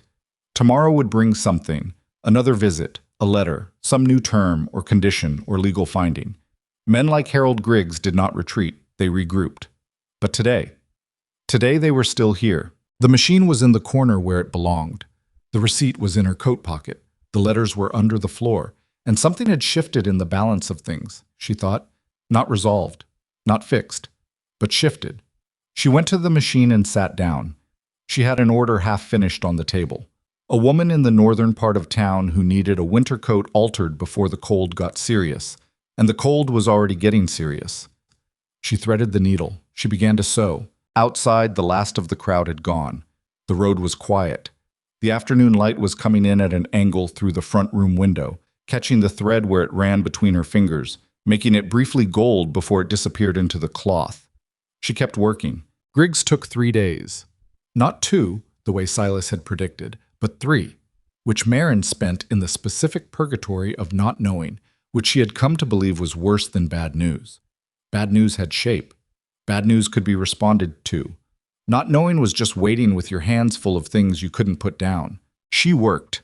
There was nothing else to do, and the work was real regardless of what Griggs decided. So she worked. She finished the winter coat alteration and delivered it. She took in 2 new orders. A christening gown from a family she hadn't sewn for before, which meant word was still traveling, which meant the letters Silas had collected were not the outer edge of her customer base, but somewhere in the middle of it. She mended a tablecloth that had seen better decades and returned it looking better than it had any right to. She did all of this with the focused efficiency of someone who has learned to use work as a way of not thinking too loudly. Silas came by Tuesday afternoon, as he'd said he would. He didn't stay long. He had brought a bridle that needed the stitching on the noseband repaired. Genuine damage this time. She could see where the leather had been pulling at the thread. And he left it and asked what she'd heard from Griggs, and she said nothing yet. And he nodded and said he'd check in tomorrow. He came Wednesday as well. The bridle was done and she gave it back to him, and he handed her payment without counting it out in front of her, which she appreciated, and they stood on the porch for a few minutes talking about things that were not the bank. He mentioned a problem with a fence line on the south end of his property. She mentioned that Lucy had decided Captain Something the spider had died and was holding what she described as a very serious memorial. She named the next one Captain Something Else, Maren said. That shows adaptability, Silas said. It shows she's 6. The corner of his mouth moved. It wasn't quite a smile, but it had the same effect. After he left, she stood at the window for a moment, watching the road, and then went back to her machine, mildly irritated at herself for watching the road. Thursday morning, the letter came. Not from Griggs directly, from Douglas, his clerk, which was either a sign of Griggs's discomfort with the situation or simply his standard practice. She didn't know, and it didn't matter. The letter was brief and formal and used more words than it needed to say 2 things: that the bank had completed its review and that Harold Griggs would meet with her at 10 o'clock Friday morning to discuss the terms of the loan going forward. She read it twice. She put it in her pocket with the receipt and the other papers. She did not tell anyone that day. Not Clara, not Albert, not Silas. When he stopped by briefly in the late afternoon to drop off a note from one of the ranching families, the Marchettis, who wanted to commission 3 wool blankets before December and were asking if that was work she could take on. She read the note, said yes, and filed it alongside the others in what she had started thinking of as her business correspondence, which was a phrase that felt slightly absurd for papers kept in a tin box under her floorboard, but was also, she had decided, exactly accurate. She didn't tell anyone about the meeting because she wanted to go into it with only her own thinking in her head, without the weight of other people's hopes, and without the specific pressure of knowing that someone else was waiting to find out what happened. She had done her best thinking alone and her best work alone, and she wanted to do this alone too. She told Lucy they were getting up early Friday and dressing nicely. "Where are we going?" Lucy asked. "I have a meeting." "What's a meeting?" "When 2 people talk about something important on purpose." Lucy considered this. "Do I come to the meeting?" "You'll wait with Mrs. Crane." "Can Captain Something Else come to Mrs. Crane's?" "Absolutely not," Maren said. Friday morning she was at the bank at 5 minutes to 10, which she had been precise about because arriving early suggested anxiety and arriving late suggested disrespect, and she wanted Harold Griggs to feel neither of those things from her. She wanted him to feel that she was exactly where she intended to be. He stood up when she came in. She noticed that immediately. He stood up. She sat down across from him and folded her hands in her lap and waited. He sat back down and looked at his desk for a moment in the way of a man organizing thoughts that don't entirely want to be organized. Then he looked at her. "The bank has reviewed Mrs. Whitlock's loan file in its entirety," he said. He had reverted to the third-person reference, which she recognized as a professional distancing mechanism, and decided to let pass. 14 months of payment history, the nature of the income source, the outstanding customer relationships documented in the letters provided. "Yes," she said. "The maintenance clause upon further review was applied." He paused. She watched him select the next word with the care of a man choosing footing on uncertain ground. Prematurely. She did not say anything. Prematurely. She did not. He cleared his throat. "The bank is prepared to offer a restructured loan agreement. The remaining balance will be payable over 18 months rather than 2. Monthly payments scaled to the income level documented in the commission letters. The maintenance clause will not be invoked except in cases of genuine structural failure, with advance notice and an independent inspector." She looked at him for a long moment.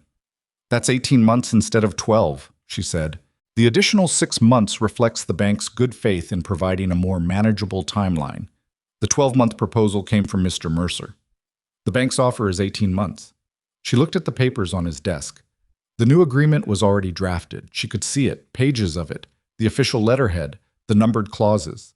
He had brought her here to accept it, not to negotiate it. She understood that. She also understood that 18 months was better than foreclosure, that a scaled payment was better than a fixed number that assumed months were all the same, that the independent inspector clause was, in its way, an acknowledgement that what he had done last Thursday was not something a reasonable person could defend. She understood all of that. She also understood something else. "Mr. Griggs," she said, "I have a counter-proposal." He blinked. "The 18-month term," she said. "I'll accept that. The scaled payments? I'll accept those too. But I want the scale defined in the contract, not left to the bank's discretion. A specific formula tied to the commission income documented in the letters, with a floor and a ceiling. She reached into her coat and pulled out a single folded piece of paper. She had written this last night at the kitchen table, after Lucy was asleep, with the lamp burning low and her ledger open beside her. The maintenance clause language, I want replaced with this. She set the paper on his desk. Specific standards. Written inspection protocol. 30 days advance notice minimum. Inspector agreed upon by both parties. He picked up the paper and read it. She had written it carefully. She had written it in the plainest language she could manage because she knew the danger of documents that sounded clear and weren't, and she was not going to sign anything that could be reinterpreted 6 months from now by someone sitting at this desk with a different disposition than today's. Griggs read it to the end. You wrote this yourself, he said. Yes. This is... He seemed to be reaching for the right characterization. This is fairly precise language for a seamstress? She said it without heat. He had the decency to look uncomfortable. I was going to say for a first draft. I've read a lot of contracts in the past 14 months. I've had reason to read them carefully. She let that sit for a moment. If the bank wants to offer a restructured agreement in good faith, I'm prepared to accept one. But the terms need to protect both parties. A borrower who understands what she's signing is a borrower who pays reliably because she knows exactly what she agreed to. He looked at the paper again. She waited. She had learned in 14 months of solo negotiation with merchants and customers and supply dealers and difficult neighbors that the most powerful thing you could do after making a reasonable point was to stop talking. People who kept adding words to their argument were signaling doubt. She was not in doubt. I'll have Douglas redraft the agreement using this language, Griggs said finally. It will take a few hours. I'll come back at 2, she said. She stood up. He stood up again too, which happened automatically, a reflex he didn't seem entirely in control of. Mrs. Whitlock, he said.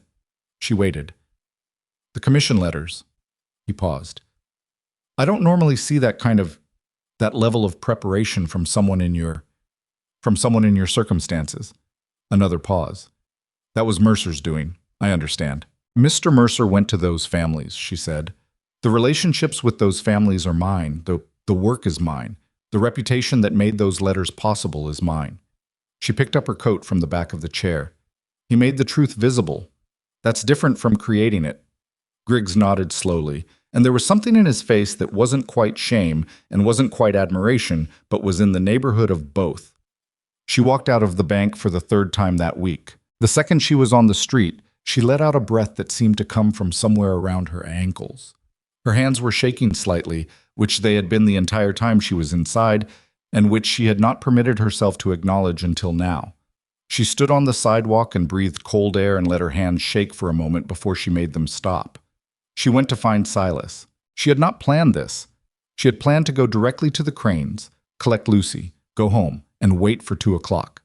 But she found herself walking toward the feed store, which was the most likely place he'd be at this hour on a weekday. And she found herself doing it with a purposefulness that suggested her feet had made the decision without consulting the rest of her. I was in the feed store, as predicted, talking to the owner about something involving weight measurements. He saw her in the doorway, and the conversation stopped in the way. Conversations stop when the person you're talking to suddenly has their attention somewhere else. He came outside. She told him what had happened. All of it. Griggs standing up, the 18-month offer, the counter-proposal, the redraft. She told it in order and without excessive commentary, and she watched his face while she talked, which she had gotten better at reading over the past week. She could tell when something surprised him and when something didn't, and when he was suppressing a reaction he'd decided wasn't useful to show. When she finished, he was quiet for a moment. You wrote a contract clause, he said. I wrote contract language, she corrected. Douglas will clean it up. Last night, after Lucy went to sleep, he looked at her with an expression she hadn't seen from him before. Not the recognition she'd noticed at the saloon, not the careful steadiness he maintained most of the time. This was something more open. Something that looked briefly like he'd stopped being careful. Maren, he said. She had told him, somewhere in the past week, that he could use her first name. She didn't remember exactly when she'd said it, only that it had seemed like a reasonable thing to say at the time and that she hadn't regretted it. I know, she said, before he could go further, because she could see where he was heading and she wasn't sure she was ready for it, not on a street in the middle of Ash Hollow, with her hands still slightly unsteady and her second-best dress on, and a contract redraft waiting for her at 2 o'clock. I know, and I'm not dismissing it. I just need to get through today. He nodded. That was all. He didn't push. Come to the sign, she said. If you want. Yes, he said. She went to get Lucy. At 2 o'clock, she was back at the bank. Douglas had redrafted the agreement incorporating her language with impressive speed, and only 2 places where she asked for adjustments. One where the payment formula language had been softened in a way that reintroduced ambiguity, and one where the inspector clause had acquired a qualifier that gave the bank more discretion than she had intended. Douglas made both changes without pushback, either because he had been instructed to or because he was, on his own, a fair-minded young man. She chose to believe the latter. Silas was there, standing against the wall to the side. Not at the desk, not involved in the negotiation, just present.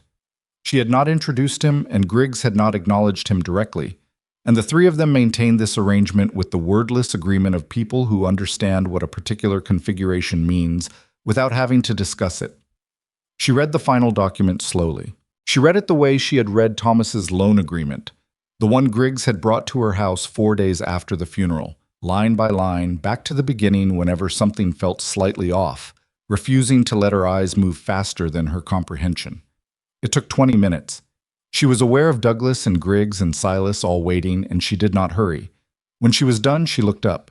The payment formula, she said. The floor amount. I want it written as a specific dollar figure, not as a percentage of a variable. Griggs looked at Douglas. Douglas made the change by hand, initialing it. She read that section again. She signed.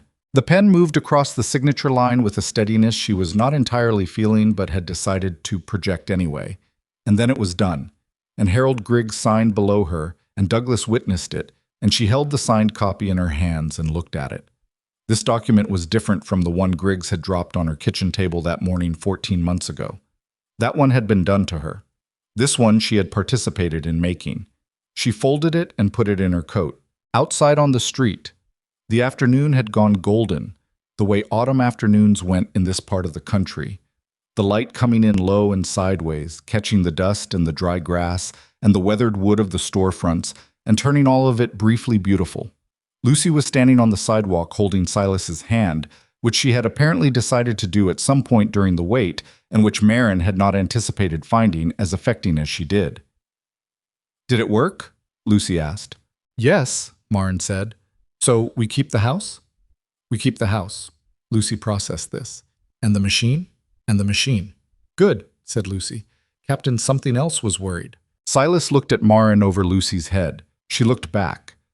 There was, between them in that look, something that had been accumulating all week, all month perhaps, though she was honest enough to acknowledge that she'd been refusing to notice it for most of that time. Something that was not resolved and was not simple, and would require, at some point, an actual conversation rather than a series of glances and careful sentences. Not today, though. Today had already had enough in it. They walked, the 3 of them, down the main street of Ash Hollow, toward the residential side where Maren's house sat with its cracked ceiling and its good machine and its spider of currently uncertain health. Lucy walked between them and narrated in her continuous way the complete history of Captain Something Else, including what she believed to be his dietary preferences and his strong opinions about the window. Silas listened to all of this with the grave attentiveness he brought to most things. Maren listened to both of them and thought about nothing in particular, which was unusual enough to be its own kind of rest. When they reached the house, she made tea. It was not an invitation so much as a thing she did because her hands needed something to do while the afternoon resettled around her, and Silas sat at the kitchen table without making a production of being invited. And that was fine. That was exactly fine. Lucy had gone to check on Captain Something Else, whose survival status was, it turned out, a matter of relief. She delivered this news at the kitchen doorway and then disappeared again. She has a gift for attachment, Silas said. She gets it from Thomas, Maren said. And then, because this was the first time she had said Thomas's name to him, and it felt like it deserved more than just passing over it. Her father. He had an enormous capacity for caring about things. People mostly, but also animals. Also apparently certain tools. He talked to the wagon. Silas's expression moved. What did he say to it? I never knew. He did it under his breath. She poured the tea. I think he was mostly apologizing for the road conditions. He almost smiled. The almost was becoming a familiar thing, the way certain people's restraint becomes familiar, becomes its own kind of expression. How long were you married? He asked. 7 years. She sat down across from him and wrapped her hands around her cup. He was a good man, not an easy man. He made decisions without telling me things, which you saw the result of. But he was good. He worked hard, and he was kind to people, and he made Lucy laugh constantly. She looked at her cup. The mine was supposed to be for 6 months. A short contract, extra money to get ahead of the debt. He wasn't supposed to be there when the collapse. She stopped. She didn't need to finish. Silas didn't offer anything to fill the space. He just let her have it. Your mother, she said after a moment. The farm in Missouri. What happened to her after? I was quiet for a moment. She went to live with her sister in Kansas, spent the rest of her life in someone else's house, which she was dignified about and hated every day. He turned his cup in his hands. She died 8 years ago, still talked about those 20 acres like she could see them, like they were still there somewhere and she'd just temporarily misplaced them. Maren thought about the box under the floorboard, the money she'd saved without a purpose, the instinct to have something that was completely hers. I'm not going to lose this house, she said. Not to him exactly, just out loud. No, he said, you're not. I have a plan.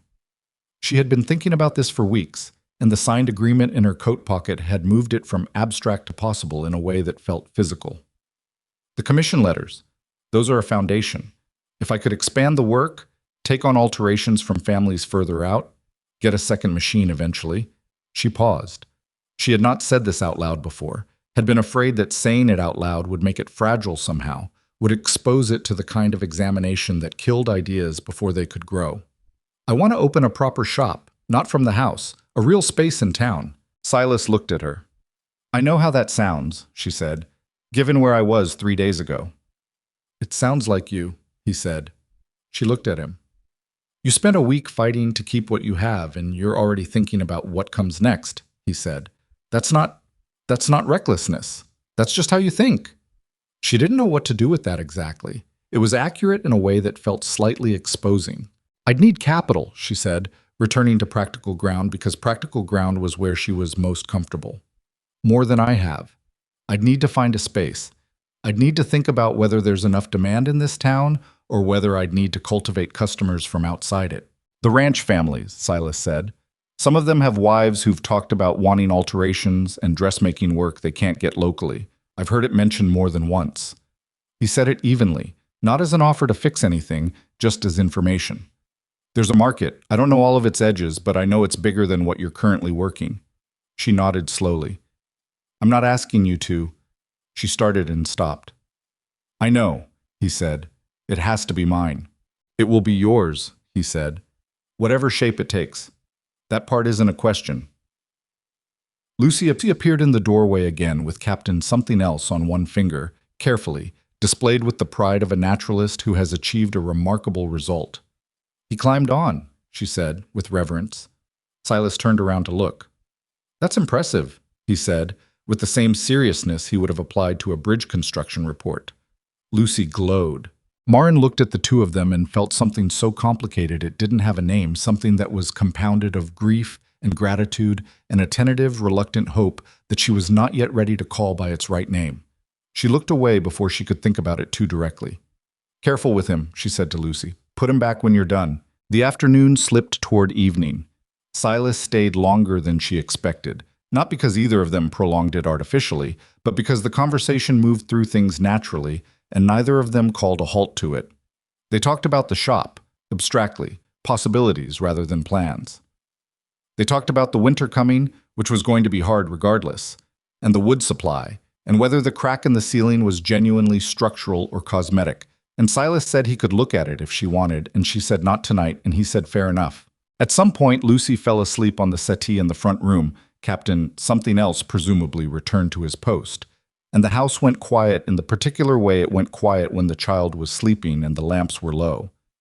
Silas stood up. I'll go, he said. She walked him to the door. They stood in the doorway for a moment, her on the inside, him on the porch, the cold air coming in between them. This was the closest they had been physically, she realized, In any moment that wasn't the practical business of exchanging papers or goods. She was aware of it in a way that was simultaneously unremarkable and not unremarkable at all. "Silas," she said. He waited. She had been thinking about what to say, and still wasn't sure she had it right, but she had decided not to let the moment pass without saying something real, because she had spent too much of the past year saying less than she meant, in order to preserve a posture of self-sufficiency that was by now somewhat thoroughly dismantled. "I'm not good at accepting things," she said. "I know that. It's not that I think I don't need anyone. I think I just got very practiced at needing no one. And now I don't know the difference between actually preferring it and just being afraid of what happens when you let someone in and then they go." He was very still. "Thomas didn't choose to go," she said. "I know that. But he went anyway. And the aftermath of it, the financial part, the being alone part, all of it. I handled it alone because there wasn't another option. And somewhere in those 14 months, I think I started believing that handling it alone was the point. That the handling was what proved something." "What does it prove?" he asked. She thought about it honestly. "That I don't need rescuing," she said. That I'm not someone who falls apart. That Lucy is safe because I don't fall apart." He was quiet for a moment. "You didn't fall apart," he said. "Not once. Not that I saw, and I was watching because—" He stopped himself. "Because why?" He looked at her directly. "Because I wanted to understand what kind of person you were, and what I kept seeing was someone who was exhausted all the way down to the bone and still didn't stop. That's not fragility needing protection. That's the strongest thing I've seen in a long time." He paused. "I'm not trying to rescue you. I'm trying to—" He stopped again. She watched him look for the word he wanted and not quite find it. "I'm trying to be worth trusting," he said finally. "That's all. The rest of it, I don't have a name for yet." The cold was coming in steadily around the door. She looked at him for a long moment. "Come to Sunday supper," she said. "Lucy will want to tell you about Captain Something Else's entire lineage, and I'll want someone to have an adult conversation with." The corner of his mouth moved, the almost smile. "Yes," he said. She closed the door. She leaned against it for a moment in the dark hallway, her hand still on the wood, and she let herself feel the full weight of the week, all of it, the terror and the exhaustion, and the small, sharp moments of grace scattered through it, the moment on the porch with Clara, the look on Albert Crane's face in the crowd, the 13 letters from 13 families, the pen in her hand on the signature line, the agreement in her coat pocket. Hers. She pushed off the door. She checked on Lucy, still sleeping, one arm over the edge of the settee exactly as she slept in bed, mouth slightly open, hair everywhere. Maren stood in the doorway for a moment. This house, this machine, this small, difficult, particular life that she had held together through sheer refusal to let go. She went to the machine, not to work. It was too late and she was too tired for work to go well. She just sat down at it and put her hands on the wheel and the cloth guide the way she sometimes did when she needed to locate herself.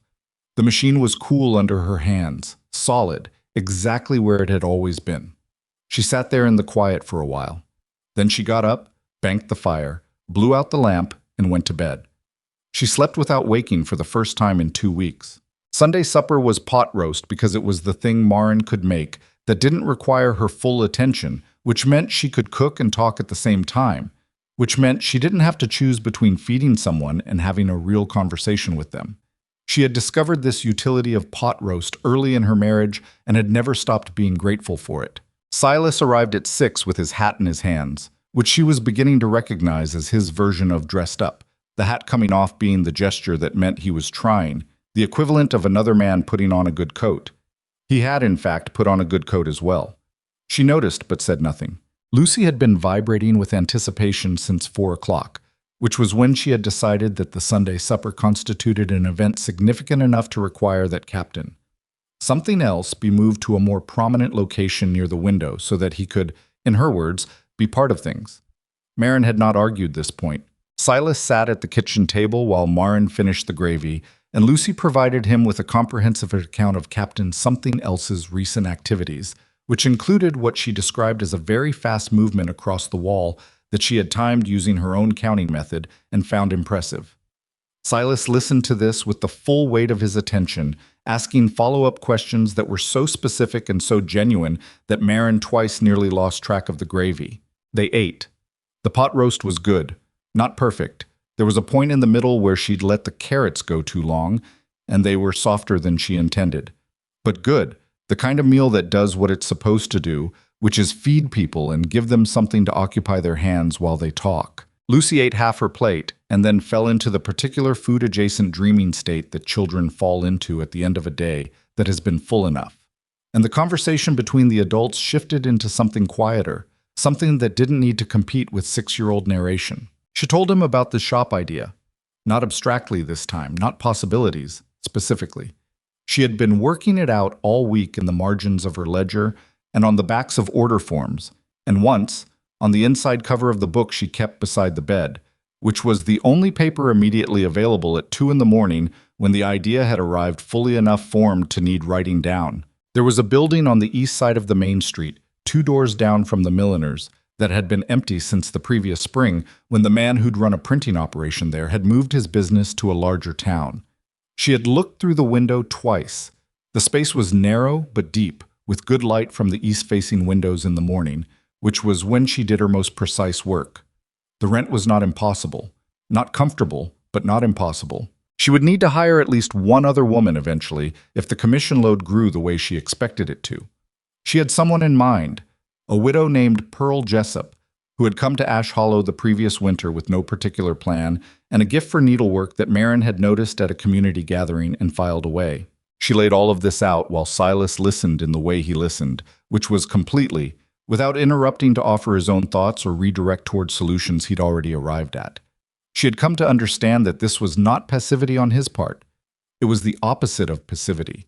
It was a specific, disciplined form of attention that most people were not capable of sustaining. When she finished, he was quiet for a moment. "The capital," he said. "I have a number," she said. "What I need to get started, minimum. It's not a small number." "What is it?" She told him. He nodded slowly, not reacting to the size of it, just receiving it. "I'm not asking you for it," she said. "I know.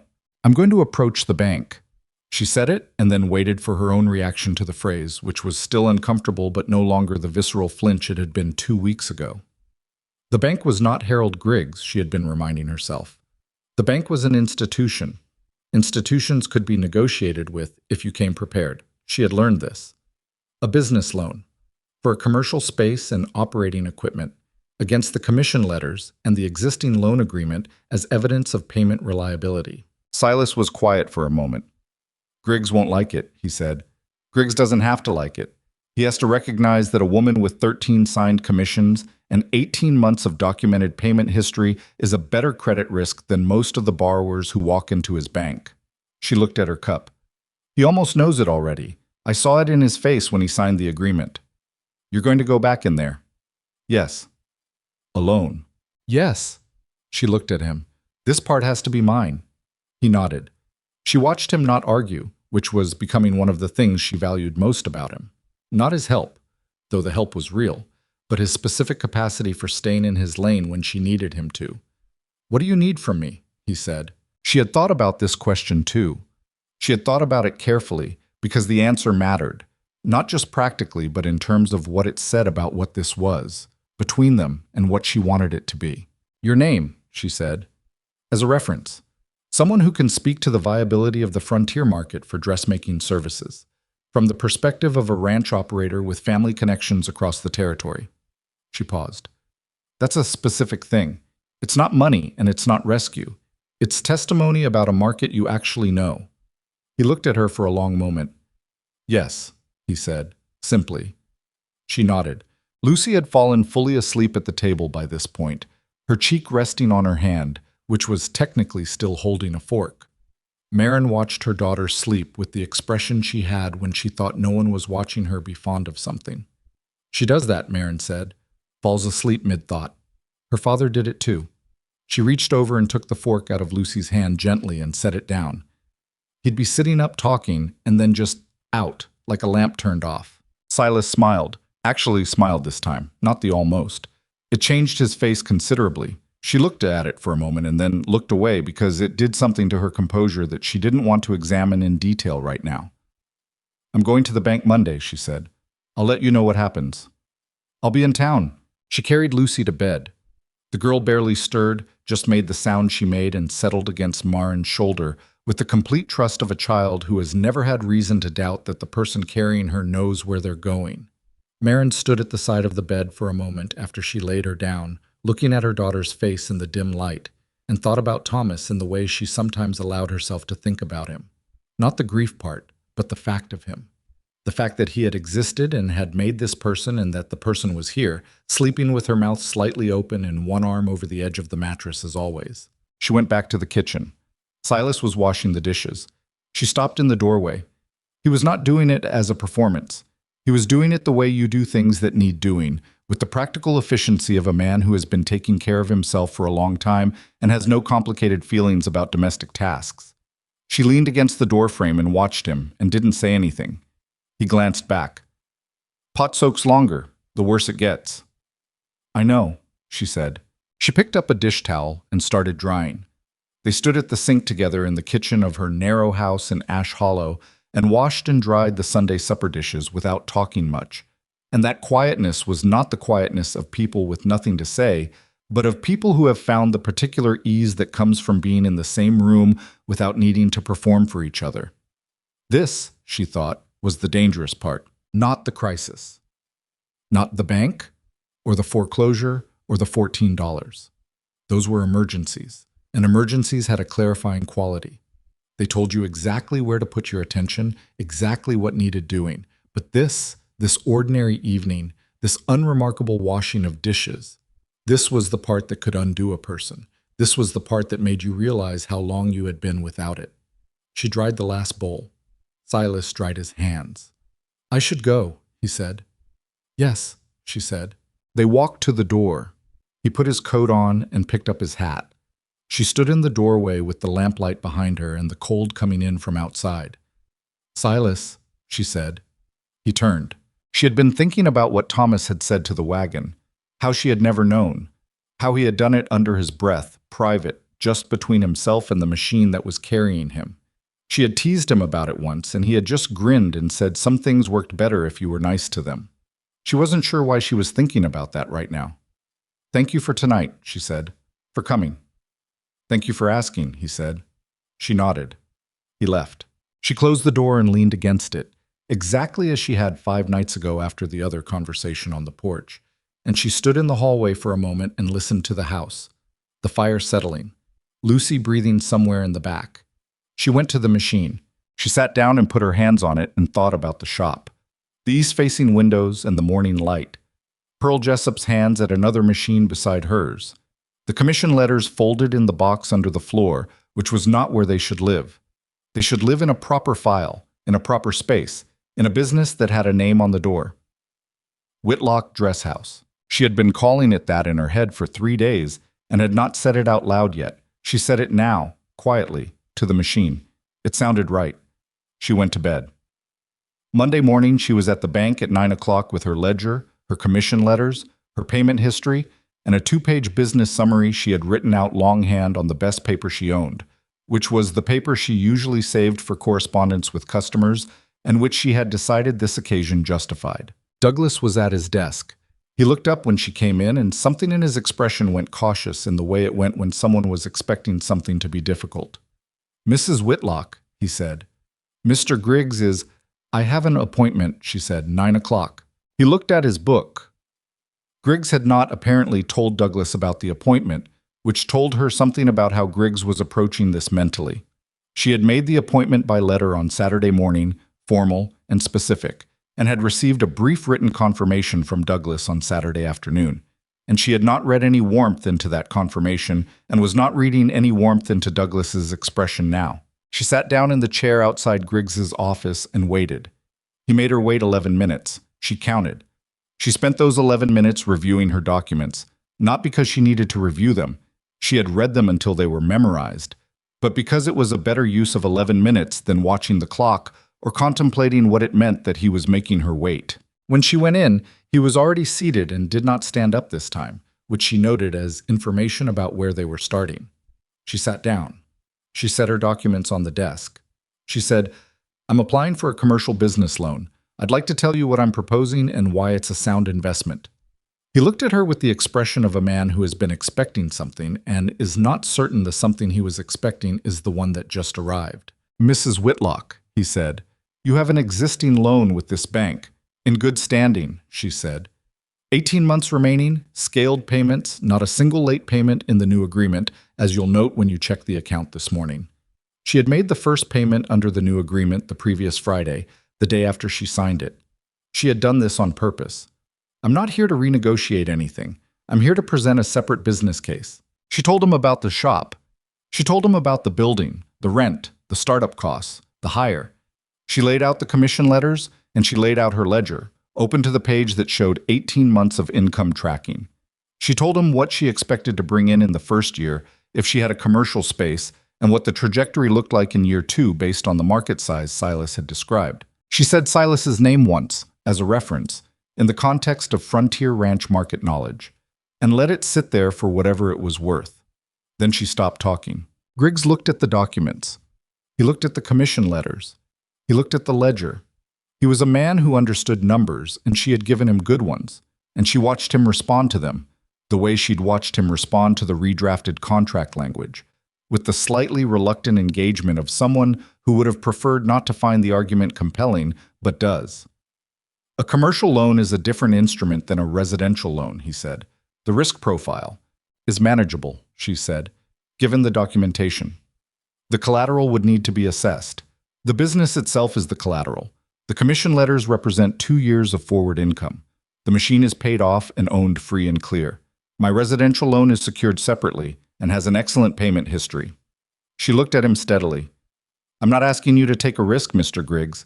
I'm asking you to recognize a business that already exists and give it room to grow." Silence. Griggs looked at the commission letters again. She watched his eyes move across the signatures. 12 families. 13 if you counted the one Silas had left out of the presentation on the porch and included later. She had added a 14th in the weeks since, a family from the north end of the territory who had heard about her work from the Marchettis. 14 letters, he said. 14 signed commissions. The rate of growth over the past 8 weeks suggests additional customers within the quarter. He was quiet for a long time. Then he said, "I'll need to have the building assessed." She felt something shift inside her chest. Not triumph. It was too early for triumph, and she was too careful a person to allow herself triumph before a thing was finished. But something adjacent to it, something with the texture of ground that was going to hold. "Of course," she said. The assessment happened the following Wednesday. The building was sound, old but solid, the kind of construction that had been done by people who intended to stay and had built accordingly. The assessment came back with 2 notes, a section of flooring near the back that would need reinforcement before heavy equipment was placed on it, and a window latch on the north side that was broken. Both were minor. Both were fixable. Griggs approved the loan 9 days after her application. He did not offer congratulations, and she did not expect them. He had Douglas present the paperwork, which she read as carefully as she had read every other document that had ever crossed that desk, and she signed it with the same steady hand she had brought to the restructured residential agreement. When she walked out of the bank that morning, she stood on the sidewalk for a moment in the November cold and looked down the street toward the building that was going to become Whitlock Dress House. She did not cry. She had known she wasn't going to cry. But she stood there for a moment longer than necessary and let the moment be what it was. Then she went to find Pearl Jessup. Pearl was not hard to find. She was at the dry goods store buying thread, which was either coincidence or the universe having a sense of timing. She was a woman of about 40, with careful hands, and the particular self-containment of someone who has learned to need very little because needing too much had cost her before. Maren recognized it the way you recognize your own handwriting. She told Pearl what she was building. Not a pitch, not a performance, just the facts, clearly, the same way she had laid the facts out to Griggs. The space, the work, the rate she was prepared to offer. Pearl listened without expression. "Fair wages?" she said when Maren finished. "Fair wages," Maren said. "And I mean that specifically. Not fair for the frontier and not fair by the standards of what women usually get. Fair in the sense of You'll know what I'm earning, and I'll know what you're earning, and neither one of us will pretend the discrepancy is natural. Pearl looked at her for a long moment. When do we start? She said. The renovation of this building took 3 weeks, which was 1 week longer than the contractor estimated, because it always took 1 week longer than anyone estimated, and Maren had budgeted for this. She spent the first week still working from the house, the second week splitting time between the house and the new space as the floor reinforcement was completed, and the third week setting up the machines. Her original one, moved with enormous care, and a second one purchased secondhand from a woman in the next county who had upgraded and was selling her old one for a price that was fair without being generous. Silas helped move the machine. She had not asked him to, but he had appeared on the morning she'd arranged for the move with 2 of his ranch hands and a wagon, and she had not argued because the machine weighed more than it looked and she was not going to be precious about it. Don't apologize for something I didn't ask for, she told him when he started to preface his presence with some explanation. He closed his mouth and helped move the machine. She watched him and his men carry it with the same slow care that Thomas had used on the drive home from the equipment dealer. And something inside her was very quiet and very full at the same time. And she let both of those things be true without resolving one into the other. Whitlock Dress House opened on a Thursday morning in early December, which was not the most auspicious timing. Winter was closing in and people were more focused on warmth than fashion. But Maren had decided that waiting for the right moment was a luxury she couldn't afford, and that any moment you decided on became the right one. Clara Henderson came. Albert and Ruth Crane came. Several women from the Eastern families came. 3 of the ranch wives who had signed commission letters came, which she had not expected, and which moved her more than she was prepared for. Pearl was at her machine by 7:30 and was already working on a backlog of alterations that had accumulated during the transition. Lucy was there too, sitting in the corner with a book she wasn't reading, watching everything with the alert brown eyes that saw everything and cataloged it, and would reproduce it with startling accuracy at some future point in one of her detailed reports to whatever spider currently held the position. Silas came in the afternoon. He stood in the doorway for a moment before coming in, looking at the space, the 2 machines, the cutting table, the thread organized by color and weight on the wall rack that Maren had built herself over 2 evenings from lumber scraps, the small sign above the door that she had lettered by hand, because the cost of a painted sign seemed excessive right now, and her handwriting was neat enough. She watched him look. "Well," he said. "Well," she agreed. He came in properly. He walked around the space slowly, not touching anything, just looking the way you look at something you've been hearing described and are now seeing whole for the first time. He stopped at the machine. Her machine. Thomas's machine. He looked at it without comment. "It's the same one," she said, because the silence around it had a question in it. "I know," he said. "I wasn't going to leave it at the house. It goes where I go." He nodded. He understood this. Lucy appeared beside him from wherever she had been sitting, sliding her hand into his without preamble or announcement in the way she had begun to do, the way children decide things, and then simply enact them without seeking permission from the adults who are still figuring out the same territory from a much more complicated direction. He looked down at her. "What do you think?" he asked her, as though her opinion was relevant data. "It smells like Mama's work," Lucy said, "and new wood, and a little bit like outside." She considered. "I like it." "Me too," he said. Maren looked at the 2 of them standing in the middle of her shop and thought about a lot of things at once. About the morning in the saloon when Lucy had climbed into a chair and made a decision that Maren had been too afraid to make herself. About the foreclosure document on the kitchen table and the receipt in her coat and the 14 months of managing alone because a loan was the only option she had been given. About what it had cost and what it had built in her, the particular kind of strength that comes not from never needing anything, but from discovering that you can survive needing things and not getting them and then getting up and working anyway. She thought about what it meant to be believed in. Not rescued, not fixed, not carried. Believed in. There was a difference between those things that she understood now in her body, not just her mind. The people who had wanted to rescue her, even the well-intentioned ones, even Clara with her $14 offered out of pure friendship, had been responding to her as a problem, something to be solved. And she understood why, and she was grateful for Clara and would be grateful for the rest of her life. But that was not the same as what Silas had done. Silas had gone out in the dark and come back with evidence that she already existed, that the thing she was building was already real, just not yet fully visible. He had not built it for her. He had held up a lamp. That was what she had needed. Not someone to carry the weight, but someone to confirm that what she was carrying was worth the effort. She thought about her mother, who had told her once that the bravest thing a person could do was need something and ask for it plainly, instead of pretending the need wasn't there. Maren had not believed this when she heard it. She had spent most of her adult life believing the opposite, that the bravest thing was to not need, or to need silently, or to find a way to get what you needed that didn't require you to say it out loud. She was revising her position. The afternoon moved on. Customers came and went. Pearl handled 3 walk-ins with the quiet competence of someone who had been waiting for appropriate work and had now found it. Clara stayed longest, not for professional reasons, but because that was what Clara did, and Maren was glad of it. At some point in the late afternoon, when the light through the east windows was going horizontal and golden, and the shop had settled into its first real working rhythm, Silas found a moment when they were briefly not surrounded by other people and said quietly, "I want to ask you something." She looked at him. "Not today," he said immediately. "Not right now. When you've had time to breathe." "Silas, there's no rush. I just want you to know there's something I want to ask, so it's not a surprise." She looked at him for a long moment. She thought about the kitchen after Sunday supper, the dishes, the particular quality of the silence. "I know what you want to ask," she said. He waited. "I need a little time," she said. "Not because I don't—" She stopped. She was not good at this part, at saying the interior thing plainly, and she was working on it and wasn't there yet. "I just need to stand in my own shop for a little while first, before I decide anything else." "That's a reasonable thing," he said. "Yes," she said. "It is."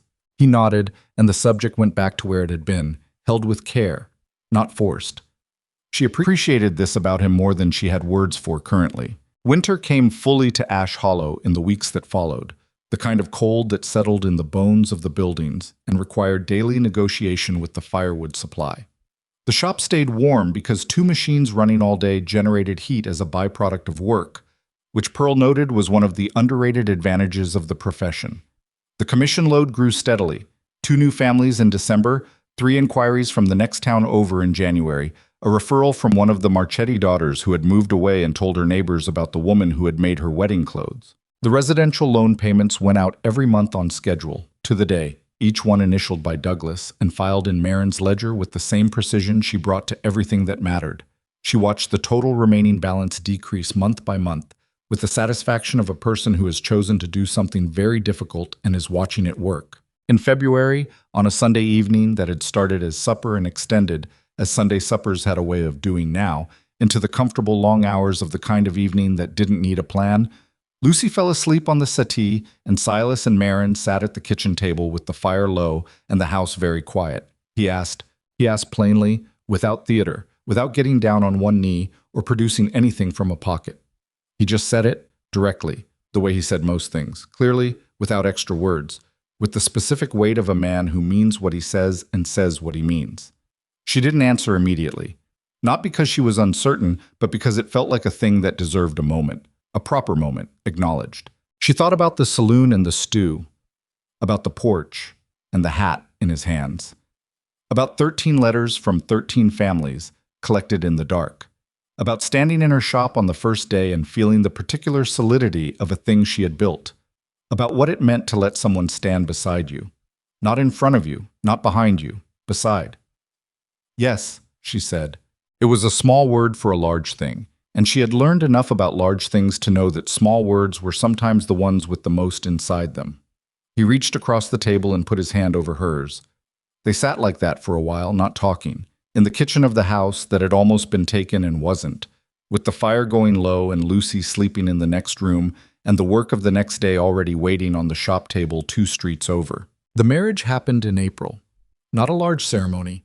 Maren had no appetite for ceremony, and Silas had less, but a genuine one, in the parlor of the Cranes' house because it was the largest private space they all agreed on, with Albert and Clara and Pearl and a handful of others who had been present for the harder parts and deserved to be present for this. Lucy stood beside Maren in the dress Maren had made for her, pale blue with precise small buttons, and held her mother's hand for the first part of it and Silas's hand for the second part of it, shifting between them in a way that seemed, to everyone watching, less like a child choosing between two people and more like a child completing a circuit. She started calling him Papa sometime in the summer, not on a specific day, not as an announcement.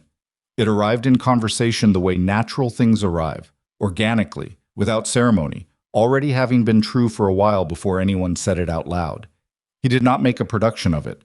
But Maren saw his face the first time it happened, and she knew.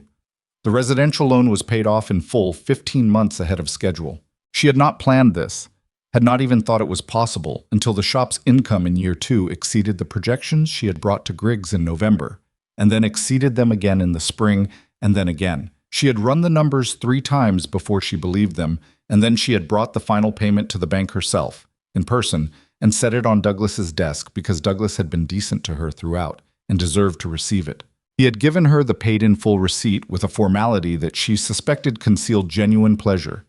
She had gone home and put it in the box under the floorboard, with Thomas's first payment receipt, with the commission letters, with the things that were hers. Then she had moved the box out from under the floorboard and put it on the shelf in plain sight, which was where it should have been all along, and where it stayed. Pearl, in the 3rd year of the shop, began training a young woman from the Eastern families who had come in looking for work and showed the same thing Pearl had shown when Maren first noticed her. Hands that knew what they were doing and eyes that were paying attention. Maren hired her at fair wages, as she had hired Pearl, and she told her plainly what she told everyone who came to work in the shop. The work is yours to be proud of, the wages reflect what it's worth, and neither of those things is a favor. She said this because she believed it. And because she had learned, in the years that followed the worst month of her life, that the thing she had been most afraid to receive, belief, extended plainly, without condition, was also the thing she was most capable of offering. That what had been given to her was not a finite resource, it multiplied when you passed it on. Silas had learned a thing too, in those years, though he did not articulate it in the same way she would have. He had learned that the strongest version of caring for someone was not doing things for them, but staying close enough that they knew you were there. That the impulse to solve things, while not wrong, required the wisdom to know which problems were yours to solve and which ones needed a different kind of company. He was still learning this. He would tell you so himself, if you asked. I was not a finished man and she was not a finished woman, and the life they were building was not a finished thing, and that was fine, that was the point. It was a living thing, which meant it would keep being made, kept requiring attention, kept offering the particular satisfaction of work that was never entirely done. On the wall of Whitlock Dress House, in the years that followed, there hung a small framed receipt, the first shirt, the 3 genuine shoulder seams and one that was close enough to find to be almost funny, the payment that had been left on her porch without ceremony, that she had held in her hands while her hand shook. People asked about it sometimes. Customers who noticed it between the thread rack and the cutting table, who looked at it and wondered what a shirt receipt was doing framed on the wall of a dress shop. Maren had different answers on different days, depending on her mood and how well she knew the person asking. But the truest one, the one she gave when she felt like being plain about it, was simple. It was the first thing she had accepted. Not charity, work. Work offered without pride and accepted without shame, by 2 people who were both, in different ways, still figuring out how to let the world in. Everything that came after had started there. Not with a rescue, with a shirt. Not with someone deciding to save her, with someone deciding she was worth trusting. That was the whole of it, really. That was what she knew. That was what she had learned to pass on.